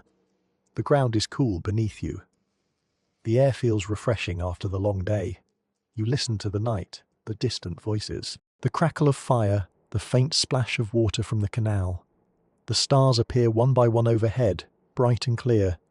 In the quiet, you let your eyes close slowly. The city of Uruk settles around you, ancient and steady, embracing another night. And in that quiet comfort, you drift towards sleep once again. A small traveller resting in the cradle of the world's first civilization. The night drifts by with the same gentle quiet you have grown accustomed to. a soft blanket of darkness wrapped around the city. You sleep lightly, waking now and then to small sounds, a dog barking in the distance, footsteps moving slowly over the street, the murmur of someone whispering to a restless child. Each time, you fade back into rest, just as easily, carried by the steady rhythm of the city around you. When the morning finally arrives again, it comes softly, like a quiet hand lifting the edge of a curtain. The sky brightens from deep blue to silver, then to the muted glow of dawn. Birds call out from the rooftops. The first hints of warmth begin to spread across the clay walls. You open your eyes and breathe in the cool air, recognizing the familiar beginning of another day in the ancient heart of Mesopotamia. You rise slowly, stretching out the stiffness in your limbs. Despite the discomfort, something in you has shifted. You feel the city's rhythm in your bones now. Its pulse, its breath, its unspoken rules. You have watched it rise and fall across days and nights, seen how every moment connects to another, how the people move in harmony with forces larger than themselves. You still don't belong here, not truly, but the strangeness has softened, replaced by a quiet respect for this world that existed long before your time. You begin your morning walk through streets that are just awakening. Women sweep the ground before their doorways, pushing away dust and debris to welcome the new day. Men gather tools they left soaking overnight, preparing for another stretch of work. Children rub sleep from their eyes as they follow parents to morning tasks. Smoke begins to rise from ovens, carrying the smell of baking bread that drifts gently through the air. You pass a young girl drawing shapes in the dust with a stick, simple lines, circles, symbols she repeats until they form something familiar to her. You remember how many stories, rituals, and ideas first existed as lines scratched into soft earth before writing found its home on clay tablets. Even now, the girl seems to echo the earliest beginnings of written thought, unaware that her small creation resembles the memory of something far older. As you walk, you reach a group of workers preparing for the long day ahead. They gather near the entrance to the fields, carrying tools over their shoulders. Some laugh quietly, others speak in low murmurs about the condition of the soil, the movement of the river, or the tasks waiting for them. Their faces reflect resilience, accustomed to labor and the constant demands of survival. They nod to you as they pass, a subtle acknowledgement shaped by familiarity rather than understanding. You continue toward the river, drawn again by its quiet promise of coolness. The water flows steadily, reflecting the soft brightness of early morning. Women kneel at the bank washing small items, rinsing last night's dishes or soaking lengths of cloth. The sound of water moving over stones creates a soothing rhythm, a reminder that in this world, the river is not merely a boundary. It is the thread that ties everything together. As you sit near the edge, a young boy runs past with an empty jar, followed by an older woman calling after him. He laughs and sprints faster, dipping the jar into the water with a triumphant flourish. The woman catches up moments later, scolding him with affectionate frustration. These are the moments that do not make it into chronicles or written records. Yet they form the fabric of life, small joys, small arguments, small tasks that build the continuity of a city. You rise and wander through the streets again, noticing how the city seems both ancient and alive. The workers in the pottery district are already shaping fresh clay. The scribes gather near the temple, preparing new tablets for the day's records. Merchants arrange their goods with practiced care. Every action is part of a cycle repeated for generations, each repetition shaping the city a little more. But as the morning unfolds, you begin to feel a subtle shift within yourself. You sense that you are nearing the natural end of your time here, even if you do not know how or why. There is no sign, no sudden change, no message written across the sky, just a quiet understanding that has been building in you since the first night you spent in these streets. You walk slowly through the heart of the city, observing everything with a kind of softened awareness. A girl carries water in a jar almost too large for her arms. A man repairs the edge of a roof with fresh clay. A pair of teenagers practice throwing small spears at a distant target, cheering when one lands closer than the last. A priest passes you, carrying a vessel of oil, nodding slightly as you step aside. A group of elders sits together beneath a shaded wall, speaking of things only they remember. You realize then what you have been learning all along. This city, This first great experiment in human civilization is not defined by its buildings or its tools or its rituals alone. It is defined by its people, by their choices and their fears, by their devotion and their endurance. They are not fragile individuals lost in a harsh environment. They are part of something larger, something communal, something enduring. And yet, for a stranger wandering without a household, without a lineage, without a role to play, survival here would be nearly impossible. You slow your pace as you approach the outskirts of the city, where the fields begin once more. The sun climbs higher, bathing everything in warm, golden light. Workers bend to their tasks. Children chase insects through the tall grasses. The river glides past with ancient patience. Life continues here without pause, without rush, without the weight of distant futures. You stand quietly, watching the city from a small rise. Its rooftops stretch toward the horizon, each one holding stories you will never fully know. Smoke curls upward in thin lines. Voices carry faintly on the wind, and beneath all of it lies a truth older than the city itself. Humanity began learning how to live together in places like this, messy, imperfect, beautiful beginnings that shaped everything to come. You take a slow breath, feeling the weight of the moment settle inside you. You are preparing to leave this world behind now, even if only in understanding, even if only in reflection. You have walked its streets, survived its heat, listened to its nights, admired its people. And now, as the city moves into another day, you feel the quiet pull of returning to your own time, your own life, carrying with you the echoes of a civilization that existed long before your world ever began. Another breath, another step, and you feel yourself ready for the final chapter of this journey, through the first cities of ancient Mesopotamia. The sun climbs higher as you stand at the edge of the fields, watching the city breathe and move in its familiar rhythm. The warmth spreads across the land, and the air fills with the quiet sounds of work beginning anew. You feel a stillness settle inside you, the kind that comes when a journey is reaching its natural close. The city continues on, unchanged by your presence. Yet you feel changed by it in ways you hadn't expected. You take one last walk along the narrow streets, moving slowly, not in a hurry to leave. You look closely at the houses made of clay and straw, at the walls smoothed by countless hands, at the worn stones beneath your feet. Everything carries a trace of the lives lived here. Not grand histories or famous stories, but small moments hand-shaping dough, voices calling across rooftops, water jars carried across courtyards, children playing in the dust. These are the moments that build a civilization, even if they never make it into the written record. You walk past a home where a mother combs her daughter's hair. The child sits patiently, her legs dangling off the edge of a low stool.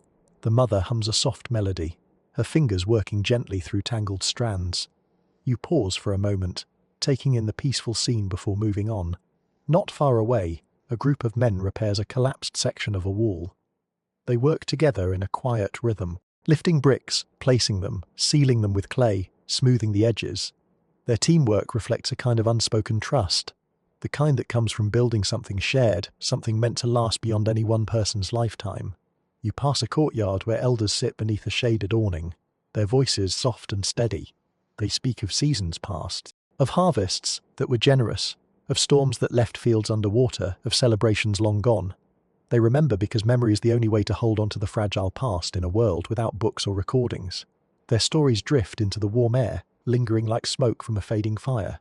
You walk past the temple district one final time. The morning ritual has ended, and priests are preparing offerings for the day. You watch as one of them pours oil into a small lamp, lighting it with a careful touch.